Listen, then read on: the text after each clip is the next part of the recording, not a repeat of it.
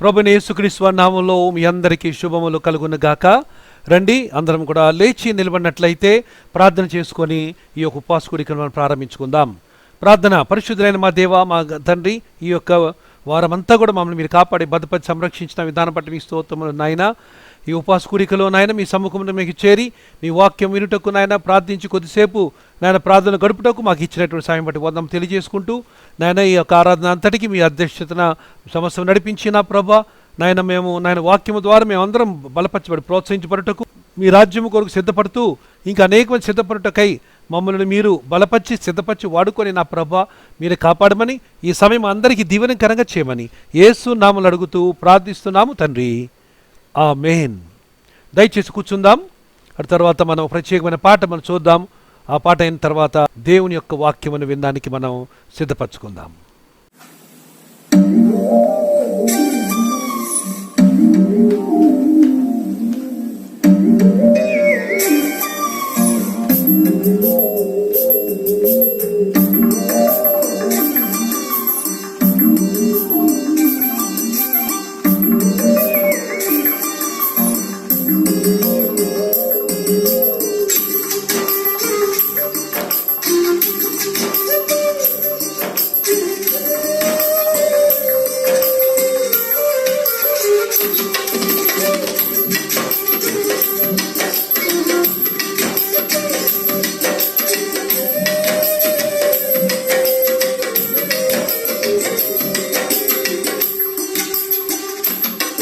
సజీవుడవు విజయుడవు, మరణము గెలిచిన రాజువు.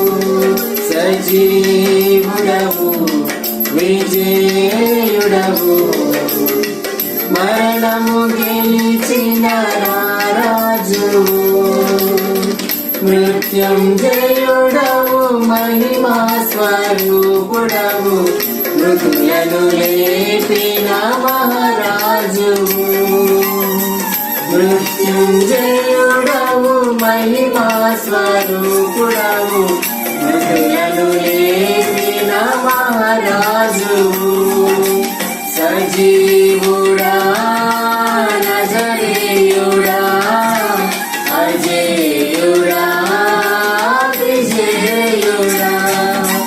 సజీవుడా నజరేయుడా, అజేయుడా విజేయుడా.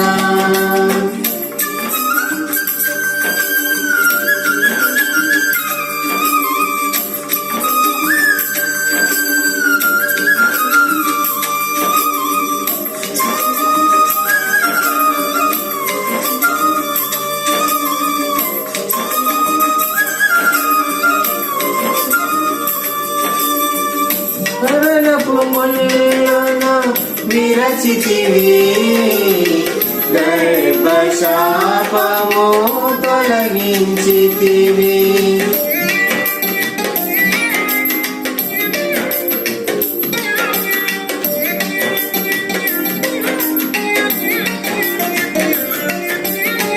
మరణపు ముళ్ళను విరచితివి, గర్భశాపము తొలగించితివి.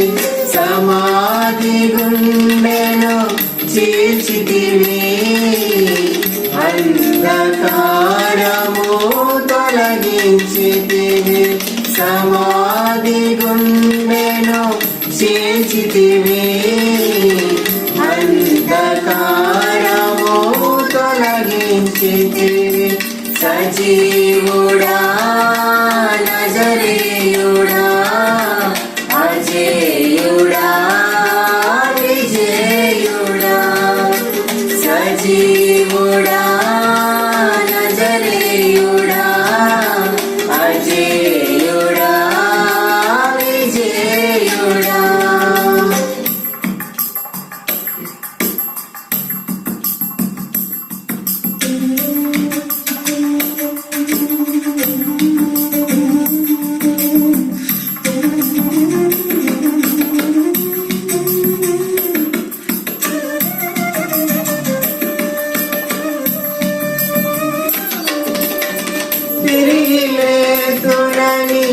వాగ్దానమిచ్చి మూడవ దినమున లేచితివి.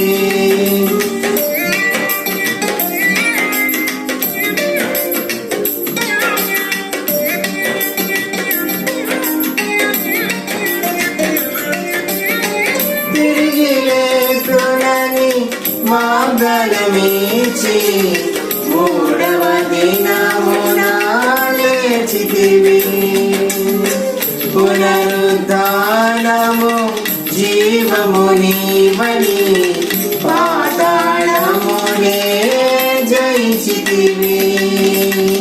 పునరుద్ధానము జీవము నీవని పాతాళమునే జయించితివి.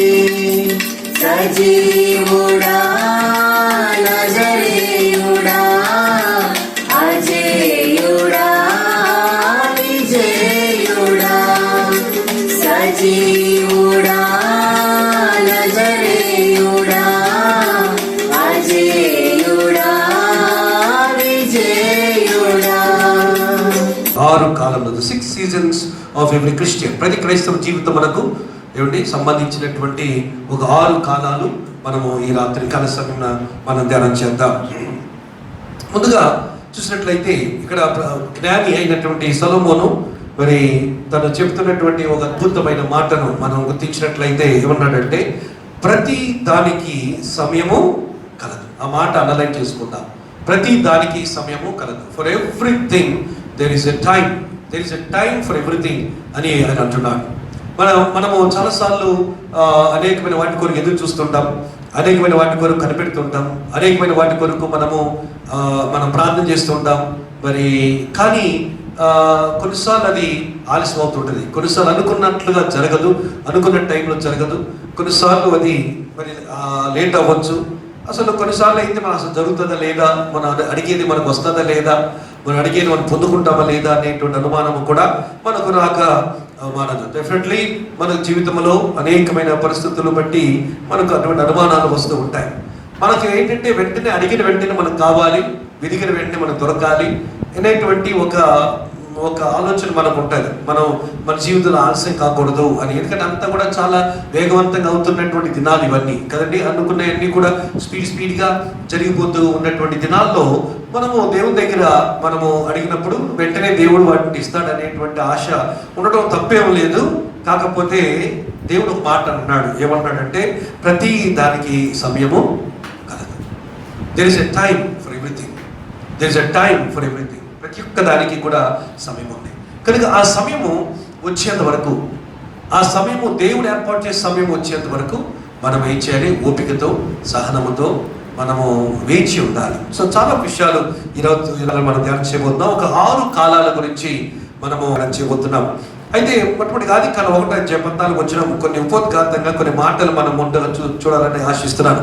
ఆదికాండం 1:14 మనం 14వ వచనాన్ని ఒకసారి మనం పరిశీలన చేసినట్లయితే అక్కడ దేవుడు పగటిని రాత్రిని వేరుపరచినట్లు ఆకాశ విశాలమందు జ్యోతులు కలుగును నీయు అవి సూచనలను కాలములను దిన సంవత్సరములను సూచించుటకై ఉండును గాకని దేవుడు దాన్ని దీవిస్తూ అక్కడ 14వ వచనంలో మనం చూస్తున్నాం. సో కాలములను దేవుడు ఏర్పాటు చేశాడు, సూచనలను కాలములను. God has arranged the seasons of life.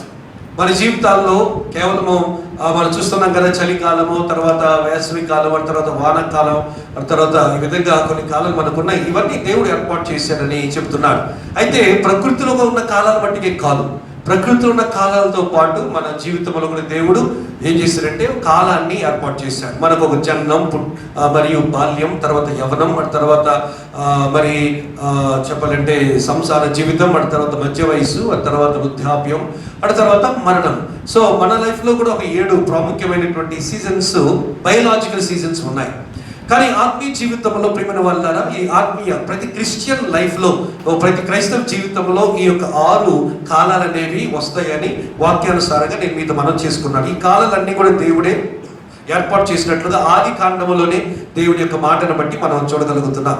కనుక మరి దేవుడు ఏర్పాటు చేసిన కాలాలు కనుక ఏ కాలంలో ఏది చేయాలనేదో దేవునికి బాగా తెలుసు కనుక ఆ కాలంలో దేవుడు ఆ కార్యం చేసేంత వరకు మనం ఓర్చుకొని ఓపికతో కనిపెట్టి మనము సహనముతో మనం ఉండగలగాలనే విషయాన్ని నేను మీకు మనం చేసుకుంటున్నాను. రండి, ఈ యొక్క 6 కాలాలు ఏమిటో మనం చూద్దాం. మొట్టమొదటి కాలం చూసినట్లయితే మరి కీర్తనల గ్రంథము కదా మనం చూసినట్లయితే 7వ వచనం, నాకు ఆలోచనకర్త అయిన యెహోవాను స్తుతించెదను, రాత్రి గడియలలో నా అంతరంద్రియము నాకు బోధించుచున్నది. రాత్రి గడియ, నైట్ టైం అనేటువంటి ఒక కాలాన్ని ఇక్కడ కీర్తనకారుడు మరి దావీదు రాస్తూ ఉన్నాడు. ఈ యొక్క నైట్ టైం అనే దానికి మరి లూకాసు వార్త 1వ అధ్యాయం 1 నుంచి 13 వచనాల భాగంలో కూడా మనము చూసినట్లయితే ప్రియమైన వాళ్ళారా, ఇది number 1 season, the season of testing, the season of testing, the season of testing, పరీక్షా కాలం. 7 కాలాల గురించి మనం చూడబోతున్నాం. 7 కాలాల్లో మొదటి కాలం క్రైస్తవ జీవితానికి ఎదురయ్యేటువంటి కాలాలు.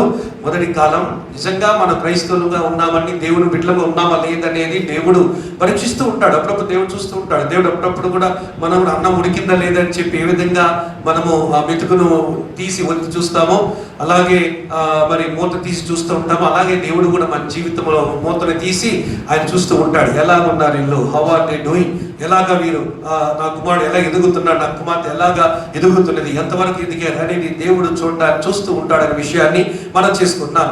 కనుక దాన్ని ఏమంటామంటే a season of testing or season of temptation, లేక సీజన్ ఆఫ్ టెస్టింగ్. శోధన అనేది దేవుని దగ్గర నుంచి రాదు, సాతానుడు పెడతాడు. కానీ దేవుని దగ్గర వచ్చేది ఏంటంటే పరీక్ష. సో పరీక్ష కాలం అనేది ప్రతి ఒక్కరు కూడా మనం ఎదుర్కోవాలి. పరీక్ష కాలం అనేది ప్రతి ఒక్కరు కూడా వెళ్ళాల్సిందే. మనము పరీక్ష రాయకపోతే మనం క్వాలిఫై అవ్వలేము, పై స్థాయికి వెళ్ళలేము, పై చదువుకు వెళ్ళలేము. మనం పరీక్ష పాస్ అవ్వకపోతే మనం ఏ విధంగా మరి నెక్స్ట్ లెవెల్కి మనం అడుగు పెట్టలేమో, అలాగే మన ఆత్మీయ జీవితంలో కూడా మనం పరీక్ష పాస్ అవ్వకపోతే నెక్స్ట్ మరి స్థాయికి, ఆత్మీయ స్థాయికి కూడా మనం చేరలేము. క్రైస్తవ జీవితం అనేది టెస్ట్ ఫ్రీ లైఫ్ కాదు. క్రైస్తవ జీవితం అనేది ఏ పరీక్ష లేకుండా, ఏ యొక్క మరి ఎటువంటి మరి చెప్పాలంటే శ్రమ లేనటువంటి జీవితం కాదు. క్రిస్టియన్ లైఫ్ అంటేనే టెస్టింగ్ లైఫ్. క్రిస్టియన్ లైఫ్ అంటేనే చెప్పాలంటే ఎవరు అన్నారు, పండ్లు ఉన్నటువంటి చెట్టుతో సమానం క్రైస్తవ జీవితం. ప్రతి ఒక్కరు కూడా ఏం చేస్తారంటే రాళ్ళు వేసి పళ్ళు ఆ కాయలు పడతాయి అని చెప్పి రాళ్ళు విసురుతూ ఉంటారు. ఇంకొంతమంది అన్నారు క్రైస్తవ జీవితం ఎటువంటిది అంటే పొట్లకాయ వంటిది అన్నారు. పొట్లకాయని ఎవరైనా సరే కొనాలనుకున్నప్పుడు ఏం చేస్తారంటే వెళ్ళి దాన్ని గోరుతో గుచ్చి అది పచ్చిగుందా లేదా, బాగుందా లేదా చూసి గోరుతో గుచ్చి అప్పుడు దాన్ని కొంటారు. క్రిస్టియన్ లైఫ్ కూడా అటువంటిదే. మనుషులు పొడిసి చూస్తా ఉన్న లైఫ్, మనుషులు ఎప్పుడు కూడా టెస్ట్ చేస్తున్న లైఫ్. దేవుడే కాదు, మనుషులు టెస్ట్ చేస్తుంటారు, పరిస్థితులు టెస్ట్ చేస్తుంటాయి. మన యొక్క పనివారు, తోటి పనివారు, కాలీగ్స్, బాసెస్, లీడర్స్ అందరూ కూడా, మన పియర్స్, వీళ్ళందరూ కూడా మళ్ళీ పొడిచి చూస్తూ ఉంటారు. ఎంతవరకు గట్టిగా ఉన్నాడు, ఎంతవరకు సిద్ధంగా ఉన్నాడు, ఎంతవరకు ఈ యొక్క ఆనపకాయ లేక పొట్లకాయ ఎంతవరకు రెడీ అయింది, కొనొచ్చా, కూరకు పనికి వస్తుందా లేదా అని ఎలాగైతే మనం టెస్ట్ చేస్తామో, అలాగే ప్రియమైన వాళ్ళారా మనల్ని అందరూ కూడా పొడిచి చూస్తారు, నొక్కి చూస్తారు, గుచ్చి చూస్తారు. ఏమిటి, ఎంతవరకు మనము ఈ లోకంలో ఉన్నాం, ఎంతవరకు పరలోక సంపదలకు ఉన్నాం, ఎంతవరకు దేవుని బిడ్డలుగా మనం ఉంటున్నాం అనేది పొడిచి చూసినప్పుడు మనం పొడుస్తూ ఉంటారు. కానీ మనకు గాయం మట్టుకు మనకు అవ్వకుండా దేవుడు మనకు సహాయం చేస్తున్నాడు. కనుక పొడిచినంత మాత్రాన మరి మనం గాయపడినట్లుగా భావించకూడదు. పొడిచినంత మాత్రాన మనం ఇబ్బంది పడిపోయేసి అందరు నన్నే పొడుస్తున్నారని చెప్పి నువ్వు ఏదో నిరాశపడాల్సిన అవసరం లేదు. పొడిచేటట్టు అర్థం ఏంటంటే నువ్వు ఎలా ఉన్నావో నిన్ను చూస్తున్నారని అర్థం. పొడిచేటట్టు అర్థం ఏంటంటే కాయ పనికొస్తుందా లేదా అని గోరుతో గిచ్చినట్లు గిలినట్లు, అలాగే నిన్ను కూడా నీ విశ్వాస జీవితంలో కరెక్ట్ ఉన్నావా లేదా అని తెలుసుకోవడానికి దేవుడు అనుమతిస్తాడు. మనుషులు నిన్ను నన్ను పొడవడానికి, నిన్ను నన్ను గిచ్చడానికి, గిల్లడానికి, లేకపోతే గోరుతో అలా నెట్టడానికి, లేకపోతే కొంచెం చిన్న గాయం అవ్వడానికి అలా దేవుడు అనుమతిస్తాడు. సో కనుక మొదటి కాలం పరీక్ష కాలం. Everybody will be tested. ప్రియమైన దేవుని బిడ్డలారా మరి గమనించాలి, after testing always comes promotion. పరీక్ష తర్వాత పదోన్నతి వస్తుంది. పరీక్ష తర్వాత తప్పనిసరిగా పదోన్నతి వస్తుంది. చాలా మంది బైబిల్ మనకున్నారు. నేను ఎన్నుకున్న ఉదాహరణ, మనందరికీ పరిచయమైన ఉదాహరణ యోసేపు ఉదాహరణ ఎన్నుకుంటున్నాను. యోసేపు జీవితాన్ని చూసినట్లయితే ఆయన మరి హెచ్చించబడక మునుపు, ఆయన ప్రమోషన్ చేయక మునుపు, ఆయన దేవుడు రాజు తర్వాత రాజుగా చేయక మునుపు, రాజు తర్వాత 2వ రథములో ఆయన కూర్చోబెట్టక మునుపు, ఆయనకి మరి ఆ యొక్క ఉంగరము తొడగక మునుపు, సన్నని నార బట్ట వేయక మునుపు, బంగారపు మరి హారమును మెడలు వేయక మునుపు, ఏమిటి మరి రాజకుమార్తెనిచ్చి పెళ్లి చేయక మునుపు ఆయన ఏం చేయబడ్డాడు? యోసేపు అంటే ఆయన పరీక్షించబడ్డాడు. ఆయన భయంకరమైనటువంటి పరిస్థితుల నుంచి ఆయన వచ్చాడు. ఓ ప్రక్కన అన్నలే ఆయన్ని వెలివేశారు, అమ్మివేశారు, చంపాలని చూశారు, మొత్తానికి బానిసగా మార్చేశారు సొంత సహోదరులే. అటు తర్వాత వన్ బై వన్ ఆయన అక్కడేమో మరి అన్నల దగ్గర, ఇంకో ప్రక్కనేమో బానిస మార్కెట్లో, ఇంకో ప్రక్కనేమో పోతిఫర్ ఇంట్లో, ఇంకో ప్రక్కనేమో చెరసాలలో, అన్ని రంగాలలో కూడా పరీక్షించబడ్డవాడే. ఎక్కడ కూడా యోసేపు సరిగినట్లుగా, దేవుని దూషించినట్లుగా, ఎక్కడ కూడా దేవుని మీద ఫిర్యాదు చేసినట్లుగా, యోసేపు ఎక్కడ కూడా మరి తన ఫేట్ని తిట్టినట్లుగా, నా స్థితి, నా గతి, నా కర్మ అని అన్నట్టుగా ఎక్కడ కూడా మనకు కనబడతలేదు. ఈ యొక్క భాగాలన్నింటిలో కూడా, ఈ పరీక్షలన్నింటిలో కూడా, ఈ అనుభవాలన్నింటిలో కూడా మరి యోసేపు మౌనంగా ఉన్నట్లుగా, ఆయనకు వచ్చినది ఆయన అంగీకరించినట్లుగా, తన ప్లేట్లో ఏమేసారో అది తిన్నవాడిగా మనం ఆయన చూడగలుగుతున్నాం. దేవునికి స్తోత్రం కలుగును గాక. ఎంతగా సహనంతో మన పరిస్థితిని, మన పరీక్షను తట్టుకుంటామో, ఎంత సహనంతో మన యొక్క పరిస్థితిని, మన శ్రమలను మనము ఓర్చుకుంటామో, ఎంత సహనాన్ని మనకు ఉన్నటువంటి పరిస్థితుల్లో మనం కనపరచగలుగుతామో అంత పదోన్నతి కలుగుతుందనే విషయాన్ని నేను మీకు మనం చేసుకుంటున్నాను. నిజంగా బానిసకు వచ్చిన వాడు, కట్లతో వచ్చిన వాడు, కాళ్ళు చేతులు కట్టబడి వచ్చిన వాడు, బానిస మార్కెట్లో ఉండవలసిన వాడు కాడు, రాజభవనంలో ఉండవలసిన వాడే.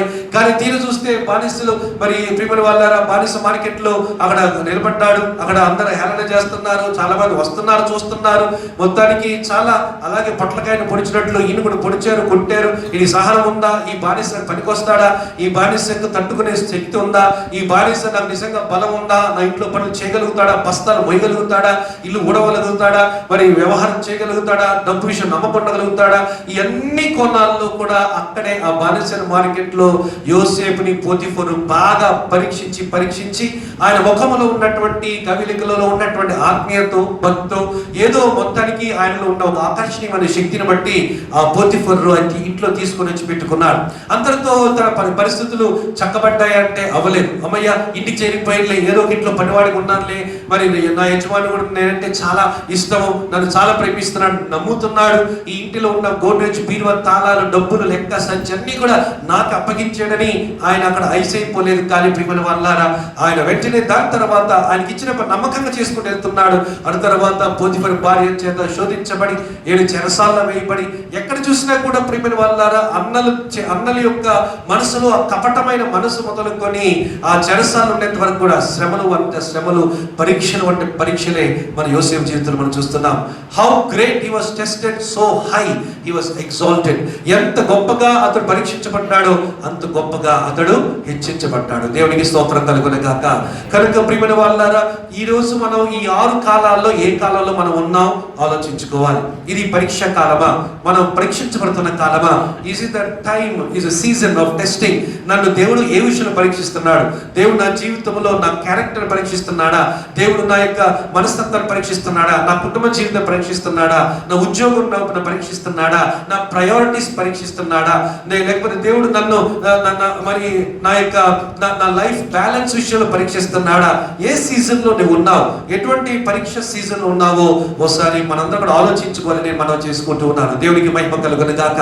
ప్రతి ఒక్కరికి కూడా ఈ యొక్క పరీక్ష సీజన్ అనేది దేవుడు అనుమతిస్తాడు. ఎందుకంటే the purpose is to promote you, the purpose is to exalt you, the purpose is to lift you up. ఈ పరీక్ష తట్టుకుంటే పైకి వెళ్ళాలి, ఈ పరీక్ష తట్టుకుంటే పదోన్నతి పొందాలి, పరీక్ష తట్టుకుంటే హెచ్చించబడాలి, పరీక్ష తట్టుకుంటే ఇంకా నెక్స్ట్ స్టెప్ లోకి వెళ్తావని అది దేవుని యొక్క ఉద్దేశం. కనుక ఏ కాలంలో నువ్వు ఉన్నావు ఆలోచించుకోవాలి. ఒక్కసారి ఆలోచించుకో. ఈ మాటలు నేను మాట్లాడుతుండగా, ఈ మాటలు మీరు చెబుతూ ఉండగా మీరు ఏ కాలంలో ఉన్నారు? What kind of a season are you in? Which season are you in today అనేది ఆలోచించుకోవాలి మనం చేసుకుంటూ ఉన్నారు. సో కనుక ప్రియమైన వాళ్ళ మొదటి కాలము ఏ కాలం చెప్పాను?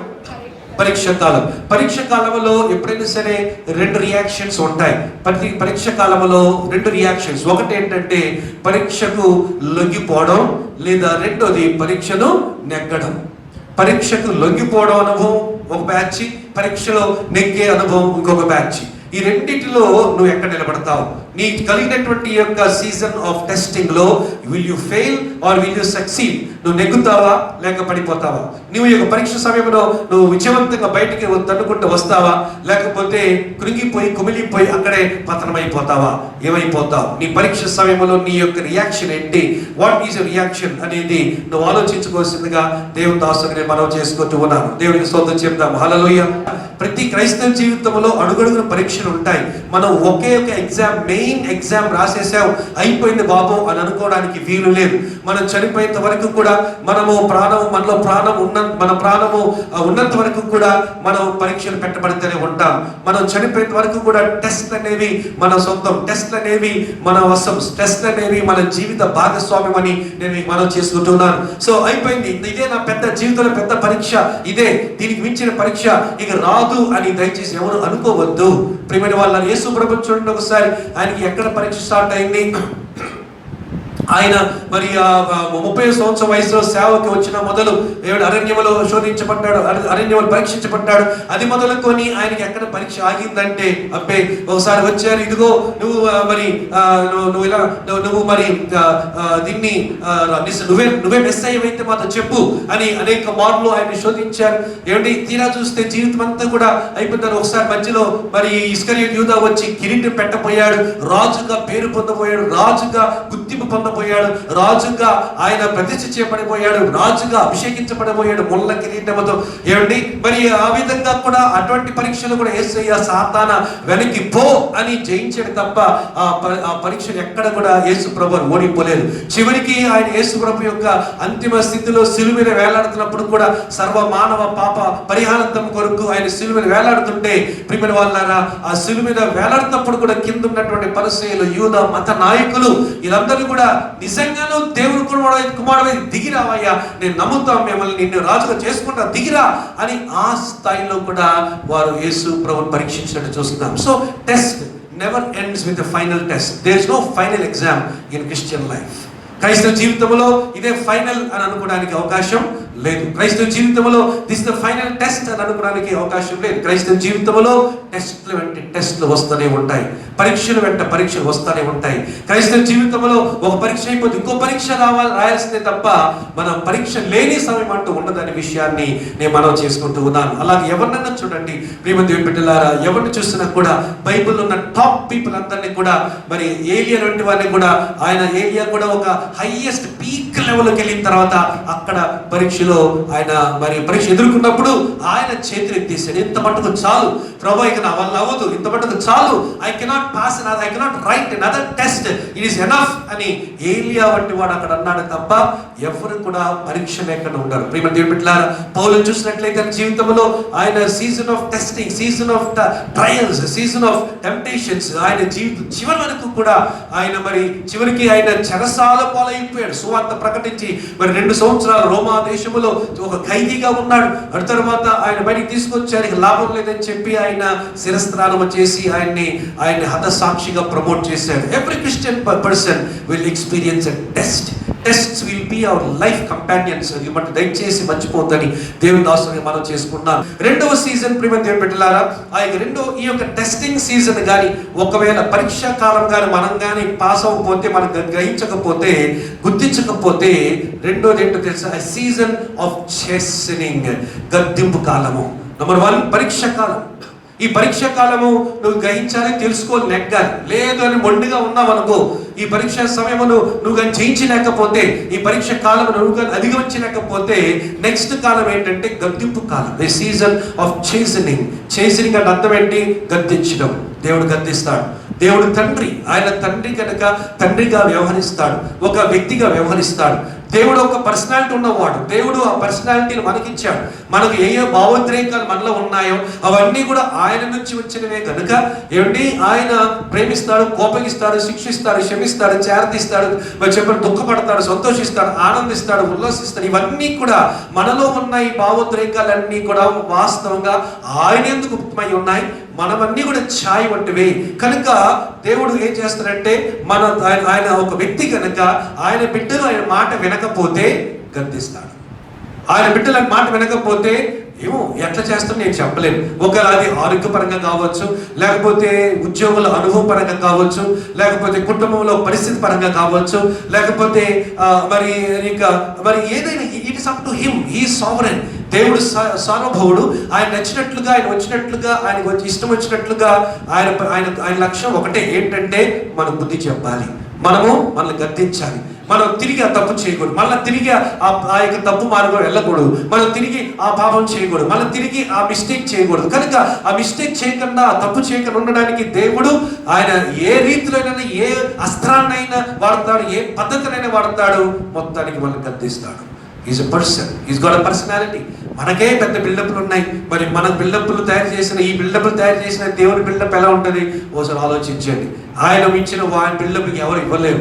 ఆయన బిల్డప్ ఇస్తే మట్టుకు ప్రియమైన వాళ్ళని ఎవరు ఉండలేరు. ఆయన బిల్డప్ కానీ చూపిస్తే ఈ భూమి ఏమైపోతుంది, ఆయన పాదపీఠం అంట, ఆ సమస్తము కూడా, ఆకాశం అంతా కూడా ఆయన సింహాసనం అంట. ఆయన బిల్డప్ ఇస్తే ఎక్కడ ఉంటాం మనం? ప్రియమైన వాళ్ళని గుర్తించగలగాలి. Is a person, therefore he will definitely act in a person with a personality. ఆయనకున్న పర్సనాలిటీతోనే ఆయన మనతో వ్యవహారం పెట్టుకుంటాడు. కనుక దేవుడు గద్దించే స్థితికి ఎప్పుడు తెచ్చుకోవద్దు, దేవుడు గద్దించే స్థాయికి ఎప్పుడు కూడా వెళ్ళవద్దు. దేవుడు గద్దించేంత వరకు నీవు అక్కడ దేవుడి కృపను నువ్వు తిరస్కరించొద్దు. పౌలు అదే మాట అంటున్నాడు. ఏమంటున్నాడు అక్కడ? మనం ఏమందుము? పాపము కృప విస్తరించను గనుక పాపము యందు నిలిచి ఉందుమా? Because grace has abounded, shall we also abide in sin? పాపం విస్తరించింది, కృప విస్తరించింది కనుక మనం పాపం యందు నిలిచి ఉందామా? దేవుడు కృపను బట్టి ఏం చేయటంలే, జబ్బు, రోగం, వ్యాధి, దెబ్బ, గాయం ఏమి ఇవ్వడంలే.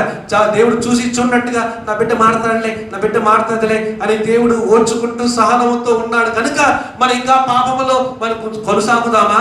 ఇంకా పాపం చేస్తూనే ఉందామా? ఇంకా అవిధేయతలోనే ఉందామా?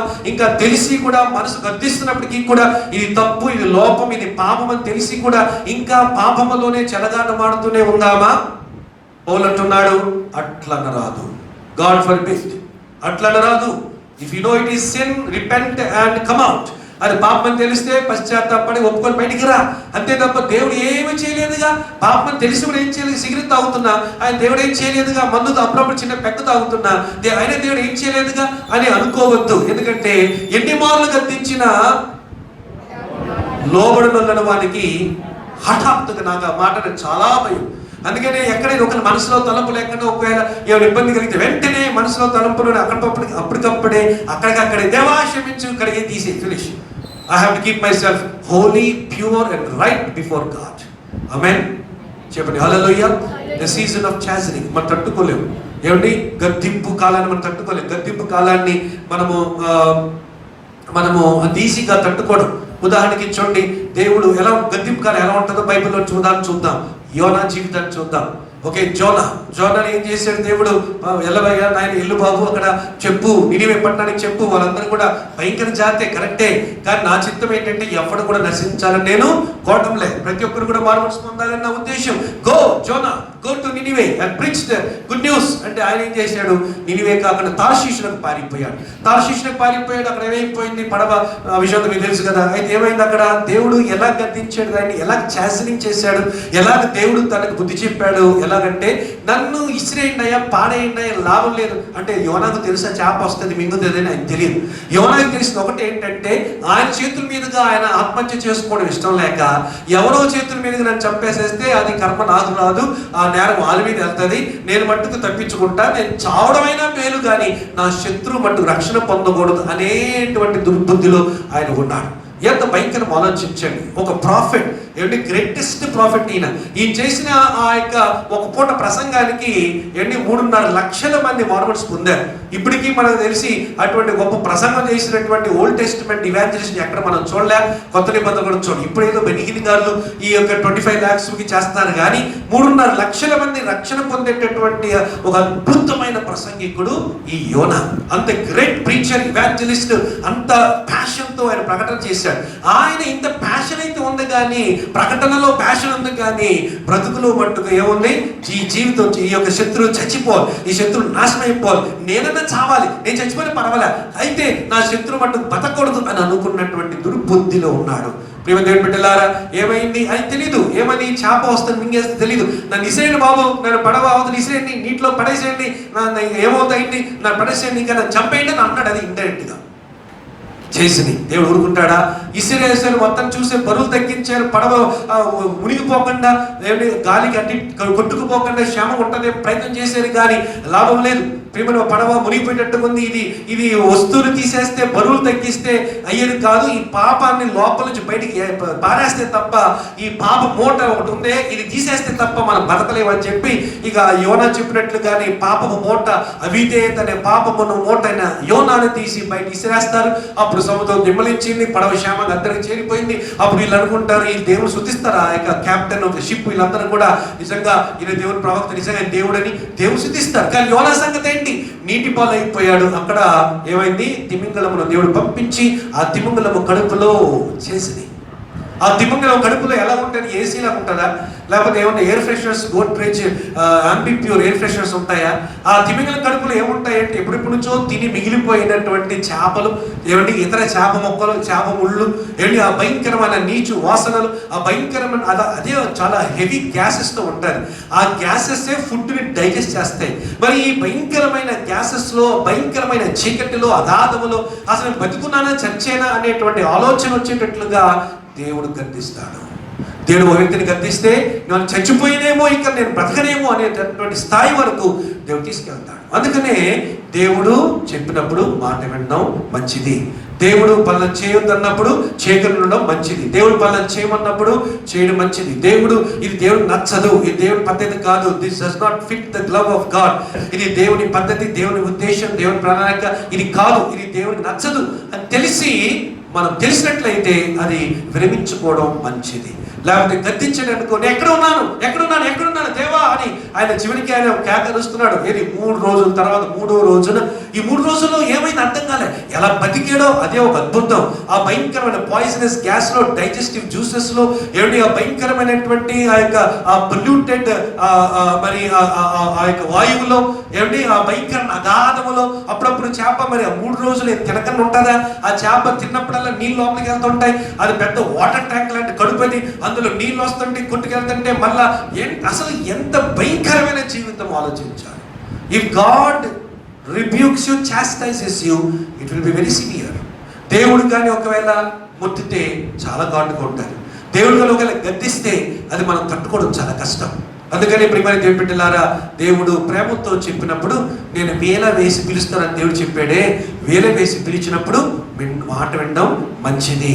వేల వేసి పిలిచినప్పుడు ఆయన మరి ప్రేమతో పిలిచినప్పుడు మాట వినడం మంచిది. ఆయన పిలిచినప్పుడు రావడం మంచిది. లేదులే పర్లేదులే, టైం ఉందిలే, ఏం పర్లేదులే, టైం ఉంది, ఇప్పుడే తొందర ఏముంది, ఇప్పుడే ఏముంది, ఏం పర్వాలే, ఎవరికి తెలియదు, ఏం జరగలే, ఏం నష్టంలే, ఏం పర్లే అనుకుంటానే ఉన్నాం అంటే మట్టుకు దేవుడు గద్దిస్తాడు, దేవుడు చేస్తాడు, దేవుడు శిక్ష వేస్తాడు, దేవుడు మొత్తుతాడు. ఆ మాట చాలా భయంకరమైన మాట, మొత్తడం. దేవుడు మొత్తితే ఏమైపోతాం ఒకసారి ఆలోచించాలి. బైబిల్లో చాలా మంది ఉన్నారు దేవుని చేత మొత్తపడ్డవారు, చాలా మంది ఉన్నారు. Those who are stricken by God, those who are touched by God. దేవుడు కానీ మొత్తితే, దేవుడు కానీ తాగితే, దేవుడు కానీ ఒకవేళ గద్దిస్తే, దేవుడు కానీ ఒకవేళ శిక్షిస్తే ఆ శిక్షను మనం తట్టుకోగలమా? ఆ శిక్షను మనం నిలబడగలమా? ఆలోచించాలి. ప్రియమైన దేవుని బిడ్డలారా, ఈ సెకండ్ సీజన్ అవాయిడబుల్ సీజన్. ఈ సెకండ్ సీజన్ ని నువ్వు అవాయిడ్ చేసుకోవచ్చు ఎప్పుడు? ఫస్ట్ సీజన్ నువ్వు అంగీకరిస్తే. నెంబర్ 2, 2 సీజన్స్ చెప్పాను, 6 సీజన్స్ ఉన్నాయి చెప్పాను మనిషి జీవితంలో. మొదటి సీజన్ ఏ సీజన్ చెప్పాను? ది సీజన్ ఆఫ్ ఏమండి? టెస్టింగ్. ఈ సీజన్ ఆఫ్ టెస్టింగ్ లోనే చదువుకోవాలి, ఈ సీజన్ ఆఫ్ టెస్టింగ్ లోనే సెటిల్ అవ్వాలి, లేకపోతే నెక్స్ట్ సీజన్ విల్ ఫాలో. ఏంటి ఆ సీజన్? ఈ సీజన్ ఆఫ్ చాస్టైజింగ్, అనగా తెలుగులో ఏమో చెప్పారు? గద్దింపు కాలం. ఈ గద్దింపు కాలం వస్తే మనం ఆ గద్దింపు తట్టుకోవడం మనకు చాలా కష్టం. ఈ గద్దింపు తట్టుకోవడం మన వల్ల అవ్వదు. It be very very difficult. అప్పుడే చాలా మంది డిప్రెషన్ పాలైపోతారు. అప్పుడే చాలా మంది ప్రార్థన తగ్గిపోతారు. అప్పుడే చాలా మంది బైబిల్ అసలు ఎక్కడ ఏముందో మర్చిపోతారు. ఏంటి, ఒకప్పుడు 1వ తారీఖు జనవరి 1వ తారీఖు వాగ్దానాలు ఉంటాయి, ఎన్నెన్నో ఉంటాయి, అవన్నీ మర్చిపోతారు. బైబిల్లో పోయిన ఆదివారం పాస్టర్ ఏ వాక్యం చెప్పారు అది కూడా గుర్తుండదు. ఎందుకంటే ఆ గద్దింపు దేవుడు మొత్తినప్పుడు, దేవుడు టచ్ చేసినప్పుడు, దేవుడు నొక్కినప్పుడు, దేవుడు కొంచెం ఆపినప్పుడు, దేవుడు అలా సస్పెండ్ చేసినప్పుడు మన జీవితంలో everything appears to come to a stand still. అంతా కూడా ఆట ఆగిపోయినట్లుగా, మరి అంతా కూడా నిలిచిపోయినట్టుగా, స్తంభించిపోయినట్టుగా జీవితం అనిపి ఏది ముందుకు వెళ్దు, ఏది ముందుకు సాగదు, ఏది కదలదు, ఎక్కడ ఏది జరగదు, ఎవరు రారు, ఎవరు మాట్లాడరు, సరిగా ఆ టైంలో ఆ సీజన్లో ఏం దొరకదు. ఎవరైనా మనకి ఏమైనా ఊరట మాట చెప్తారేమో చూస్తాం, కానీ ఎవరు ఊరట మాట ఎక్కడ దొరకదు. ఎవరైనా వచ్చి పలకరిస్తారు, ఎవరు పలకరించరు. ఎవరైనా వచ్చి వాళ్ళు ఒక పైకి వెన్ను తట్టి పైకి ఎత్తుతారు, వాళ్ళు కూడా రారు. It will be a very very tough season. If you fail to obey the first season of testing, the second season will automatically follow. First gear తర్వాత వేయాల్సిన సెకండ్ గేరే. అలాగే నువ్వు దేవుడు పరీక్ష కాలాన్ని నువ్వు కానీ తిరస్కరిస్తే దిద్దుబాటు మొత్తే కాలము నువ్వు అనుభవించక తప్పదు. ప్రియమైన దేవుని బిడ్డలారా, యోనా జీవితం చివరికి చచ్చిపోయిన స్థితిలో ఉన్నప్పుడు 3వ దినమున అప్పుడు ఆయన ప్రార్థన చేస్తున్నాడు, దేవా yes I agree, I accept, నేను చేతున్నా, నీవే నేను తప్పు చేసే, పాపం చేసే, నువ్వు ఎవరు, అమ్మ బాబోయ్ నువ్వు చాలా దేవుడు గొప్పవాడు శుద్ధించడం మొదలెట్టాడు, పశ్చాత్తాపం మొదలెట్టాడు. అక్కడ చేప కడుపులో విజ్ఞాపన చేయడం మొదలెట్టాడు. అప్పుడు దేవుడు చేపకి ఆజ్ఞనివ్వగా 3వ రోజున వెళ్ళి కక్కగా అలిపోయి ఆ ఒడ్డున పడగా ఆయన ఒడ్డులో ఆయన పడి వెళ్ళి అక్కడ స్వాచ్ఛం. ఎంత అనుభవం, ఎంత శ్రమ, 3 రోజులు లాస్. దేవుడు మొత్తితే, దేవుడు గద్దిస్తే, దేవుడు కానీ ఒకవేళ దేవుడు కానీ ఆయన రిబ్యూక్ చేస్తే you will suffer loss for that period. ఆ టైం, ఆ సీజన్ అంతా నష్టం కలుగుతుంది. యోనాకి ఏం నష్టం కలిగింది? పేరుపోయింది. ఏమంటే దేవుడితో సహవాసం తెగిపోయింది 3 రోజులు. తర్వాత 3 రోజులు వేస్ట్ అయిపోయింది. తర్వాత ఎక్కడున్నాడో తెలియదు, అయోమయ స్థితిలో ఉండిపోయాడు. అతను మళ్ళీ బతికి బయటపడతాడా లేదో అనేది కూడా తెలియలేకుండా ఉన్నాడు. ఏంటంటే అక్కడ ఎవరు ఆదరణ వాళ్ళు, ఎవరు ఫెలోషిప్ ఎవరు లేరు. అక్కడ ఇంకా చెప్పాలంటే ఆయన అక్కడ వాక్యం లేదు. అక్కడ అన్నీ కూడా లేమి, లోటి, ఒంటరితనం, అగాధం, అంధకారం, చీకటి, మరణపు అంటే సజీవంగా సమాధి చేస్తే ఒక వ్యక్తి ఎలా ఉంటాడో అలా ఉన్నాడు. ఆయన ఒకటే ఒక అస్త్రం దొరికింది, ఒకటే ఒక ఆయుధం ఉంది, ఆయన చేయగలిగి ఒకే ఒకటి ఉంది ఆ యొక్క పాతాళములో. అది ఆయన చేశాడు. ఏంటిది? ప్రార్థన చేశాడు. దేవుని స్తోత్రం కలుగును గాక. కనుక ప్రియమైన వాళ్ళారా, ప్రియమైన దేవుని సంగమా, దేవుడు ఒత్తితే, దేవుడు చాస్టైజ్ చేస్తే, the season of chastisement is very difficult to endure. So don't enter it. Don't take a risk of entering the second season of chastisement. గద్దింపు వచ్చే కాలంలోనికి వెళ్ళకుండా జాగ్రత్తగా చూసుకోవాలని దేవుని దాసుని మనం చేస్తున్నాం. 3వ కాలం దగ్గరికి వెళ్తున్నాం. 3వ కాలం మనం చూసినట్లయితే ప్రకటన గ్రంథం 6వ అధ్యాయం వెళ్దాం. ప్రకటన గ్రంథం 6వ అధ్యాయంలో మనము 11వ వచనాన్ని మనం చదువుతాం. అందరూ సార్లు చెప్పండి. ప్రకటన గ్రంథం 6వ అధ్యాయంలో 11వ వచనం, 3వ కాలం మనం చూద్దాం. తెల్లని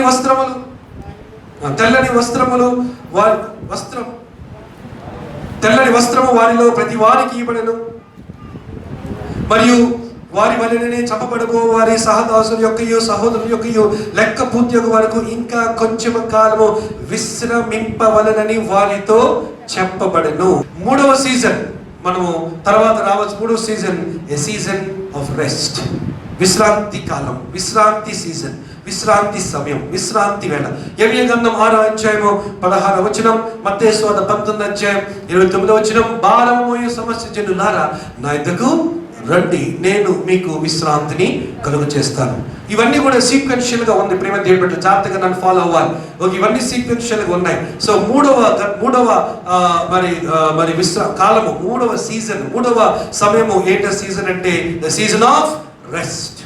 విశ్రాంతి కావాలి, విశ్రాంతి. ఈరోజు మనం కానీ అడిగితే ఎన్నొద్దు బాబు, అది ఒకటి ఇచ్చే నాయన చాలు అనుకుంటాం మనం కదా. ఏమక్కల విశ్రాంతి, అంత happily ever after. Story books అంటూ ఉంటారు కదా, చిన్న కథలు. అనగనగా ఒక రాజు దగ్గర ప్రారంభమై అప్పుడు ఏమైంది, రాజు రాణి, రాజకుమారుడు రాజకుమార్తె మరి ఇంకా యుగయుగములు హ్యాపీగా పరిపాలించారు. అలా అంటే ఎంత బాగుంటుంది కదా. అది కథ, అదొక కల్పన కథ. ఇది కల్పన కథ కాదు, ఇది వాస్తవం. ఇది జరుగుతున్న జీవితం, ఇది వాస్తవం, ఇది వాస్తవ నిజం. ఈ లైఫ్లో ప్రేమ వాళ్ళారా, దేవుడు ఒక సీజన్ని అనుమతిస్తాడంట. ఏంట సీజన్ అంటే a season of rest is very very much needed. దయచేసి గమనించట్లయితే ప్రేమ వాళ్ళారా, చూడండి, ఇశ్రాయేల్ను చూసుకుందాం. ఉదాహరణకి నేను ఇశ్రాయేల్ లైఫ్ చూస్తున్నాను. ఇశ్రాయేల్ లైఫ్లో ఏమైపోయిందంటే దేవుడు వాళ్ళు ఎన్నుకున్నాడు, మొత్తానికి తీసుకొని వచ్చాడు. ఎక్కడ తీసుకొచ్చాడు? ఐగుప్తు నుంచి బయటకు తీసుకొచ్చిన తర్వాత మరి వారు యాక్చువల్లీ కొన్ని రోజుల్లో దాటి వెళ్ళిపోవచ్చు. ఎక్కడికి? వాగ్దాన దేశానికి వారు దాటి వెళ్ళిపోవచ్చు. కానీ అక్కడ వారు దాటి ఆ వాగ్దాన దేశానికి వెళ్ళలేదు. కారణం ఏంటంటే వారి యొక్క అవిధేయత, అవిశ్వాసం వలన దేవుని అవమానించారు, దేవుని అనుమానించారు, ఏమిటి తర్వాత సేవకును అనుమానించారు. కనుక దేవుడు ఏం చేశారంటే విరక్తి కలిగి విసుక్కొని వీళ్ళెవరు కూడా వాగ్దాన దేశం వెళ్ళకూడదు అని చెప్పేసి దేవుడు ఉద్దేశించాడు. అక్కడ అరణ్యములో 40 సంవత్సరాలు వారు ఉండిపోయారు. జాతి గమనించగలగాలి. ఆ 40 years of their life in the wilderness is the time of rest. వారు అక్కడి నుంచి ఏమైపోయారంటే అరణ్యములో ఆ 40 సంవత్సరాల తర్వాత ఎవరైతే సున్నతి పొంది బయటకు వచ్చారో అరణ్యములో వారందరూ కూడా అక్కడే సమాధి అయిపోయారు. సున్నతి పొందినటువంటి నూతన తరం వారు ఎవరైతే వచ్చారో, ఎవరైతే అక్కడ పుట్టారో వారందరినీ కూడా యెహోషువ తీసుకొని 40 సంవత్సరాల తర్వాత వాగ్దాన దేశంలో అడుగుపెట్టి గిల్గాల్ అనే ప్రదేశంలో అక్కడ వారికి సున్నతి చేయించి అప్పుడు అక్కడ వాగ్దాన దేశాన్ని స్వతంత్రించుకోగలిగారు. దేవునికి స్తోత్రం కలుగును గాక. అందరూ ఒకసారి చెప్పండి హల్లెలూయా. సీజన్ ఆఫ్ రెస్ట్ ఉంటుంది. సీజన్ ఆఫ్ రెస్ట్ ప్రియమైన దేవుని బిడ్డలారా, విశ్రాంతి కాలం అనేది ఒకటి దేవుడు మన జీవితంలో కూడా ఆయన ప్రవేశపెడతాడు. 40 years అనేది అక్కడ వారు అరణ్యములో వారు విశ్రమించారు. వారికి ఏం లేదు, అక్కడ హాయిగా పూరేళ్ళు వచ్చి పడ్డాయి ఇంటి ముందు. వాళ్ళు కోసుకొని తిన్నారు, మాంసాన్ని వండుకొని తిన్నారు, కబాబులు చేసుకున్నారు, ఫ్రై చేసుకున్నారు, లేదా మటన్ ఫ్రై చేసుకున్నారు, లేకపోతే మటన్ కుర్మా చేసుకున్నారు, బిర్యానీ చేసుకున్నారు, మనకైతే తెలియదు. కానీ మొత్తానికి పూరెళ్ళు, మాంసాలు, స్పష్టమైన చెప్పాలంటే మంచి రుచికరమైన మాంసం ఇంటి ముందు వచ్చి వాళ్ళే. అతను ప్రతి తెల్లవారుజామున మన్నా కురిచింది. బండ నుంచి కొన్ని లక్షల మందికి సరిపోయే నీళ్లు సరఫరా అవుతూ ఉన్నాయి. Rest, total rest.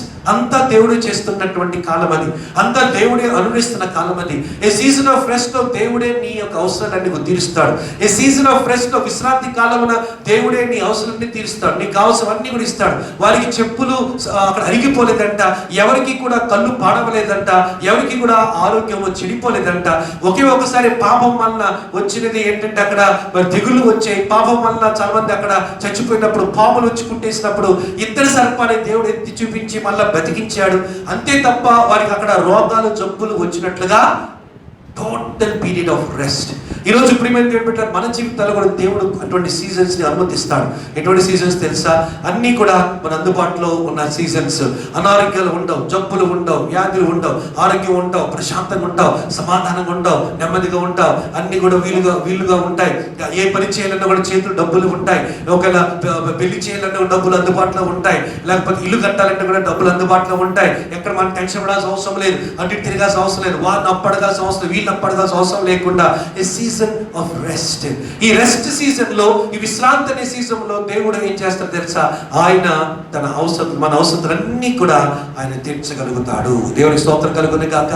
యెహోవా ఈరేగా ఆయన మన ప్రతి అవసరం మనం చూస్తున్న దేవుడు కనుక ఆయన మన ప్రతి అవసరతను కూడా ఆయన తీర్చేటువంటి కాలమే ఏ సీజన్ ఆఫ్ రెస్ట్. అప్పుడు మనం ప్రియమైన వాళ్ళారా, మనం అనుకోకుండా చాలా సింపుల్ గా అయిపోతుంటాయి. ఉద్యోగాల్లో కూడా మంచి ఆశీర్వాదాలు వస్తూ ఉంటాయి, బోనస్ వస్తూ ఉంటాయి, ఇన్సెంటివ్స్ వస్తూ ఉంటాయి. ఏమండి ఇంకా చెప్పాలంటే చాలా హ్యాపీగా ఏ శ్రమ లేకుండా చాలా సీదాగా హ్యాపీగా ఉద్యోగం వెళ్ళిపోతుంటాం, పని చేసుకుని వస్తుంటాం. అప్పుడు మనకు స్ట్రెయిన్ అనిపించదు. ఆ సీజన్ లో మనకు ఒత్తిడి అనిపించదు, మనకు అనారోగ్యాలు రావు, జబ్బులు రావు, జలుబులు దగ్గులు ఇవి కూడా రావు. A perfect time of rest. దేవుడు ఈ సీజన్స్ ఏర్పాటు చేశాడు. కారణం ఏంటి తెలుసా? ఈ లోకములో మనలను దేవుడు ఈ లోకానికి, ప్రజల్లో అన్యులందరికీ కూడా మనల్ని దేవుడు చూపించాలని ఆయన ఉద్దేశం అయినది. దేవునికి స్తోత్రం కలుగును గాక. ఆయన నమ్ముకున్న వారు ఎలాగుంటారో ఈ లోకమంతా తెలుసుకోవాలి. ఆయన నమ్ముకున్న వారు ఏ విధంగా దీవించబడతారో ఈ మిగతా వారంతా తెలుసుకోవాలి. ఆయన నమ్ముకున్న వారు ఏ విధంగా జీవించగలుగుతారో, ఏమున్నా లేకపోయినా ఎలాగ దేవుణ్ణి కలిగి సంతోషంగా ఉంటారో ఈ లోకమంతా కూడా తెలుసుకోవాలి. ఆయన గుణాతిశయములు మనము ప్రచురణ చేయు నిమిత్తము ఆయన మనలను ఎన్నుకొని ఈ యొక్క స్థితిని మనకు దయచేశాడు. కుడి చేపైకి అందరూ సల్లు చెప్పండి. హల్లెలూయా. So the season of rest, ఇది మనం అడగాలి. దేవా నాకు విశ్రాంతి కాలం అవసరం ప్రభా. నేను అలసిపోతున్నాను ప్రభా, వేసారిపోతున్నాను ప్రభా, నేను లైఫ్ అంతా కూడా హడావుడుకుంటున్నాను ప్రభా.